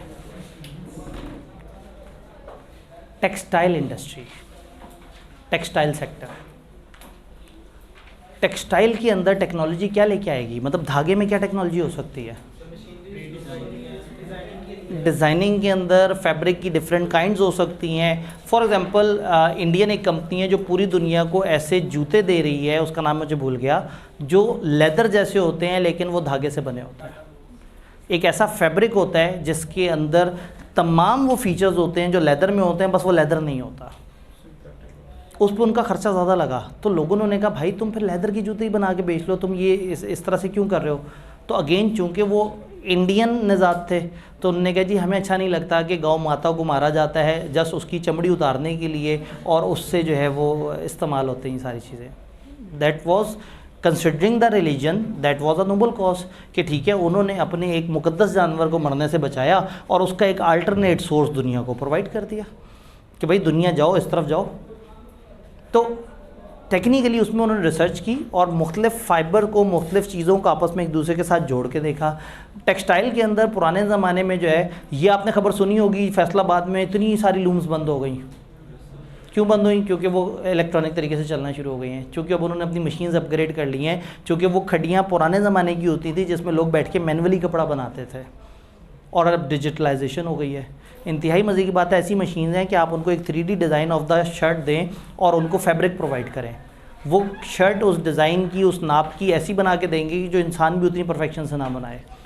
उसमें वो सारे डिज़ाइन मौजूद होंगे। एंड पे सवाल की तरफ आते हैं जिससे तो अब इसमें मुख्तलिफ कैड मशीन कैम मशीन्स ये ऐसी होती हैं जिसमें वो सारी डिज़ाइनिंग भी हो जाती है, वो सारे काम भी हो जाते हैं। तो टेक्सटाइल के अंदर जो है वो आप काफ़ी ज़्यादा वो चीज़ें लेके आ सकते हैं। फैब्रिक टू फैब्रिक वेरी करता है, सर्दियों का फैब्रिक गर्मियों का फैब्रिक।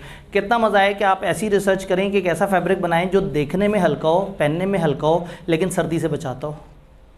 क्योंकि सर्दियों के मसले ये हैं कि लोगों ने 2-2 स्वेटर पहने हुए होते हैं और जो है ना वो बहुत ज़्यादा अपने आप को कवर किया हुआ होता है। तो वाई नॉट कि इस तरह का फैब्रिक हो जो कि लाइट वेट भी हो, जिसको कैरी करना भी आसान हो, जिसको जब दूसरे मुल्कों में जाना है लोगों ने तो उनके वो बैग के सामान आउट हो जाते हैं इस वजह से कि जब ठंडा मौसम है तो आपको बहुत ज़्यादा भारी भारी कपड़े रखने पड़ते हैं। तो इस तरह की रिसर्च से चीज़ें बचा लेंगे। जब ये रिसर्च का जिक्र करते गए तो चलते चलते वो एक एग्जाम्पल पे पहुंच गए नाइकी की ड्राई फिट टेक्नोलॉजी। एथलीट्स का एक बड़ा मसला होता था कि इनका तो काम ही भागना है और जब भागेंगे तो पसीना आएगा, जब पसीना आएगा तो बॉडी हीटअप होगी और जब हीटअप होगी स्मेल आएगी बॉडी से, आप खुद थक भी जाएंगे और आपका दिल भी नहीं करेगा मज़ीद वर्कआउट करने का। इन्होंने इस चीज़ को देखा और आहिस्ता आहिस्ता रिसर्च करते हुए एक टेक्नोलॉजी दी जिसको इन्होंने कहा ड्राई फिट है। उससे क्या होता है कि वो जब एक बॉडी हीटअप होती है उसको पसीना आता है तो उसको जस्ट करते हैं और जस्ट लाइक इवेपोरेशन जिस तरह से होता है बाहर की दुनिया को इवेपोरेट करते हैं जिससे अंदर बॉडी ठंडी हो जाती है, उसकी जो स्वेटिंग है वो जज्ब हो जाती है और वो बंदा कई घंटे तक दौड़ता रहे तो उसे पता भी नहीं लगेगा कि उसे पसीने आ रहे हैं, बल्कि उसका जिस्म बड़ा ईजी होगा और बड़े अच्छे तरीके से चल रहा होगा। फिर जॉगर्स वगैरह पे रिसर्च की कि कितना जॉगर कितना पुश दे सकता है, कितने जॉगर को पहनना। जूतों के अंदर कई दफ़ा ख़ास तौर पे सोल्स पे काम होता है। पाकिस्तान में ये हश पपीज़ इस पे बहुत काम कर रहा है, वो सोल्स के ऊपर काम कर रहे हैं। उनके जूते बड़े महंगे हैं लेकिन कुछ उनकी ऐसी मेडिकेटेड सोल्स हैं, वो कहते हैं आप दिन में 10 घंटे 11 घंटे खड़े रहें ये जूता आपको तकलीफ़ नहीं देगा। है नहीं, हश पपीज़ का नहीं, दूसरा है। कल मैंने वो वाला पहना था जो जिसकी सोल दबने वाली थी। तो ये एक और कंपनी का, इसकी भी सोल इसी तरह से। अब अगेन वही बात है, जिनका काम ऐसा है जिन्होंने ज़्यादा देर तक खड़े रहना है तो ऑब्वियसली वो अगर एक फ्लैट सैंडल को या जूते को पहनेंगे तो उनको 2-3 घंटे बाद पाँव में तकलीफ़ शुरू हो जाएगी। तो दिस इज़ ऑल अबाउट कि आप रिसर्च करें, आहिस्ता आहिस्ता उस पर काम करें। कस्टमर इज़ विलिंग टू पे हाई अगर आप उसको उसके लेवल की कंफर्ट दें। तो ये इन्होंने एग्जांपल दी है कि इन्होंने आहिस्ता आहिस्ता जो है ना वो ओलंपिक से काम शुरू हुआ और अब आहिस्ता आहिस्ता क्यों इनके स्पोर्ट्स वेयर इतने महंगे होते हैं जो ब्रांडेड कंपनियां होती हैं स्पोर्ट्स वेयर की, इसलिए कि उसके ऊपर पूरी रिसर्च हुई होती है और वो हमें नहीं समझ आता, लेकिन जो स्पोर्ट्स को जानते हैं, समझते हैं, यूज़ करते हैं उनके लिए बड़ा फ़र्क होता है।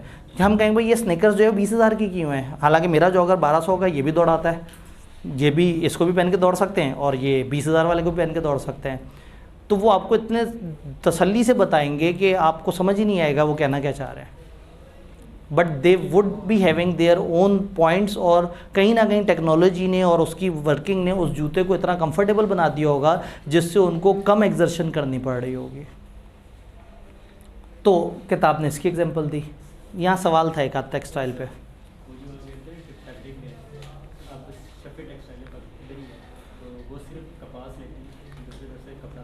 वो इन्होंने कहा पाकिस्तान में एक टेक्सटाइल है वो सिर्फ कपास मशीन में एंटर करते हैं और दूसरी तरफ से कपड़ा निकलता है। कमाल हो गया। सर आपने कहा टेक्सटाइल में काफ़ी ज़्यादा टेक्नोलॉजी वगैरह यूज़ हुई है, लेकिन अगर J.Dot को देखा जाए तो उन्होंने उन मैन्युफैक्चरर सप्लायर को यूज़ किया जो कि ऑब्सोलीट हो चुके थे टेक्नोलॉजी की वजह से। बिल्कुल। तो उन्होंने खड़ी ब्रांड को लॉन्च किया, तो उसमें उन्होंने उन मैन्युफैक्चरर्स जी अब अगेन देखें, हम जो बात कर रहे हैं वो मोस्ट ऑफ द टाइम्स के लिए हम बात कर रहे हैं कि इंडस्ट्री में लोगों ने कैसे अपने आप को रेवोल्यूशनलाइज किया। जे डॉट ने ऐसा नहीं किया। जे डॉट ने ख़ास क्वालिटी को जहन में रखा। उन्होंने कहा जो मैनुअल हाथ की स्टिचिंग होती है उसकी क्या ही बात है। क्यों उन्होंने ऐसा कहा? इसलिए कि वो लोग जिनकी नौकरियां चली गई थी ना, वो बहुत सस्ते मिल रहे थे, एक वजह। दूसरा, क्या ये करने के बाद जे डॉट पाकिस्तान का लीडिंग ब्रांड बन गया? अनफॉर्चुनेटली नहीं। आमिर अदनान उससे आगे चला गया, दीपक परवानी उससे आगे चला गया। तो जे डॉट तो बिल्कुल कहीं बैक एंड पे चला गया। और ये थके हुए कल के लॉन्च हुए ब्रांड जे डॉट से पता नहीं कहाँ से कहाँ पहुँच गए। वही वाली बात है कि उसने टेक्नोलॉजी के हिसाब से अपनी जंग उतनी तेज़ नहीं रखी जितना दूसरों ने रखी। तो अगेन जे डॉट स्टिल अगर उसको यूज़ करे और एक ख़ास किस्म की एग्जेक्टिव चीज़ बनाए और कहे ये मैन मेड है, और उसमें कुछ लोग जज्बाती होकर कहें अरे मैन मेड चीज़ ज़बरदस्त, उसके ऊपर ज़्यादा पैसे दें, क्योंकि अब मैन मेड ही इतनी कम रह गई हैं कि मैन मेड अपने अंदर एक ब्रांड बन गया। तो ये डिपेंड करता है कि अगर उसकी प्रीमियम प्राइसिंग करके उसे बेचना चाहें तो वो ऑब्वियसली उसे बेच सकते हैं। सोलर न्यूरेबल एनर्जी आज के दौर में कि मतलब सबको अंदाज़ा है कि आहिस्ता आहिस्ता बिजनेस इस चीज़ को समझ रहे हैं कि उनको एनर्जी का जो सोर्स है वो सोलर होना चाहिए। सोलर सोर्स का फ़ायदा ये है कि उनको बहुत ज़्यादा चीज़ों पर रनिंग कॉस्ट नहीं पे करनी पड़ेगी, सन से हीट लेंगे, अनलेस के उनके ऊपर कोई सन टैक्स ऐड कर दिया जाए। और मुझे लग रहा है कि इन्होंने एक आध साल में कोई सन टैक्स, लाइट टैक्स, इस तरह का कुछ ऐड कर देना है कि नेचुरल गुड्स को, ये नेचुरल उसको किस तरह से इस्तेमाल कर रहे हैं। तो उससे क्या होगा कि आपकी अपनी एनर्जी की कंजम्पशन भी यूज़ होती है, प्लस आपको स्टोरेज के लिए भी एनर्जी मिल जाती है। तो अगेन बिजनेसेस में ये चीज़ अभी उतनी पॉपुलर नहीं हुई, क्योंकि बिज़नेस को जिस लेवल की एनर्जी चाहिए होती है उस लेवल का सोलर पैनल लगाने के लिए जगह भी बहुत चाहिए होती है और कैपिटल एक्सपेंडिचर भी बहुत चाहिए होते हैं। जैसे हमें एक साहब कह रहे थे कि भाई आपकी बिजली का इतना काम है, आप सोलर की तरफ क्यों नहीं जाते? तो फिर मैंने बताया, मैंने कहा जी घरों के अंदर जो 5 kVA का जो लग रहा होता है, किलोवाट का जो सोलर पैनल, वो पुराने ज़माने में 5-6 लाख का लगता था, अब 10 से 15 लाख के दरमियान चला गया। वो 5 kVA है। तो मैंने बताया कि हमारी जो कंजम्पशन है वो तकरीबन 150 से 160 kVA के दरमियान है। तो अब सोचें कि वो सारा घर में कंजम्पशन जिस चीज़ से सबसे ज़्यादा होती है वो क्या है? AC। और हमारे पास AC सबसे ज़्यादा है और चल भी रहे होते हैं ऊपर से बड़े जी। एक सेशन की फ़ीस लगा दें तो भी सोलर पूरा नहीं होगा।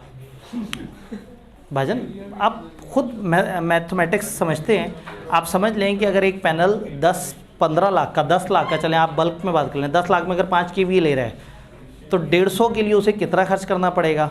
और फिर जब इतने बड़ा पैनल होगा तो उसको जगह कितनी चाहिए होगी, उसको लेयर्स कितनी चाहिए होगी, फिर उसके दरमियान में इन्वर्टर्स कितने चाहिए होंगे। तो उसकी आप एक कैलकुलेशन लगाएंगे, आपको अंदाज़ा हो जाएगा। फिर आपने हमारी फ़ीसों के लेवल को देखना है, उसमें मौजूद गुर्बत को महसूस करना है। हमारे जो एंटरप्रेन्योर्स हैं उनकी जज्बाती तबीयत को जहन में रखना है कि वो बच्चों को बहुत ज़्यादा महंगा चार्ज नहीं करना चाहते। उसके बाद फिर आप जो है ना, अगर आप 2-2.5 सेशन कह देंगे तो ठीक है, हम फिर उसके बाद मान लेंगे। वो अगले सेशन की बात कर रहे हैं, अगले सेशन और पिछले सेशन की सारी फीस जोड़ के जो है ना, ठीक है। ये भाई को बार बार हिंट देने की कोशिश कर रहे हैं, मुझे लग रहा है, लेकिन मैंने ये हिंट जब तक पब्लिकली कुछ ना हो तब तक जो है ना मैं इस पर रिएक्ट ही नहीं करना। पता नहीं क्या बात कर रहे हैं। सोलर रिन्यूएबल एनर्जी, तो आगे आहिस्ता आहिस्ता इस टेक्नोलॉजी को यूज़ करके जो सोलर में कंपनियां डील कर रही हैं उन्होंने तो ज़ाहिर है इस चीज़ को देखना ही है कि दुनिया आहिस्ता आहिस्ता सोलर को समझती जा रही है, रिन्यूएबल एनर्जी की तरफ आ रही है। वो अपने बिज़नेस को और चमकाएंगे, और जो बिज़नेस वो काम नहीं कर रहे वो देखेंगे कि क्या वो कुछ अल्टरनेट अपना थोड़ी सी कंजम्पशन सोलर वाली साइड से लेके अपना कुछ ना कुछ काम चला सकते हैं। जैसे और कुछ नहीं तो हम 10 kVA के ऊपर वो लगा के, प्लेटें लगा के, उसको मीटर से कनेक्ट करके रिवर्स मीटरिंग तो शुरू कर ही सकते हैं कि ठीक है वो सन से एनर्जी लेते जाए और हमारे मीटर को रिवर्स करती जाए। टाइम ज़्यादा होता तो नेट मीटरिंग और रिवर्स मीटरिंग पे बात करते हैं। अब हमारे 2 चीज़ें रह गई, IoT और एजुकेशन, और तो नहीं कुछ रह गया। हाँ, IoT और एजुकेशन रह गया। अब हमें फिर किसी दिन दोबारा से वक्त मिला इंशाल्लाह ताला, तो इसी तरह से हम काम करेंगे। तो कल याद रहे कि कल हमारे 2 चैप्टर्स हैं, चैप्टर 2 और चैप्टर 1। ऑल दो बड़े चैप्टर्स नहीं, और चैप्टर 1 तो बेचारा कुछ रह ही नहीं गया, उसमें मेजर पोर्शन तो ख़त्म हो गया। तो कल इंशाल्लाह ताला चैप्टर 1-2 के लिए सेम 2 बजे वाले टाइम पे मिलते हैं।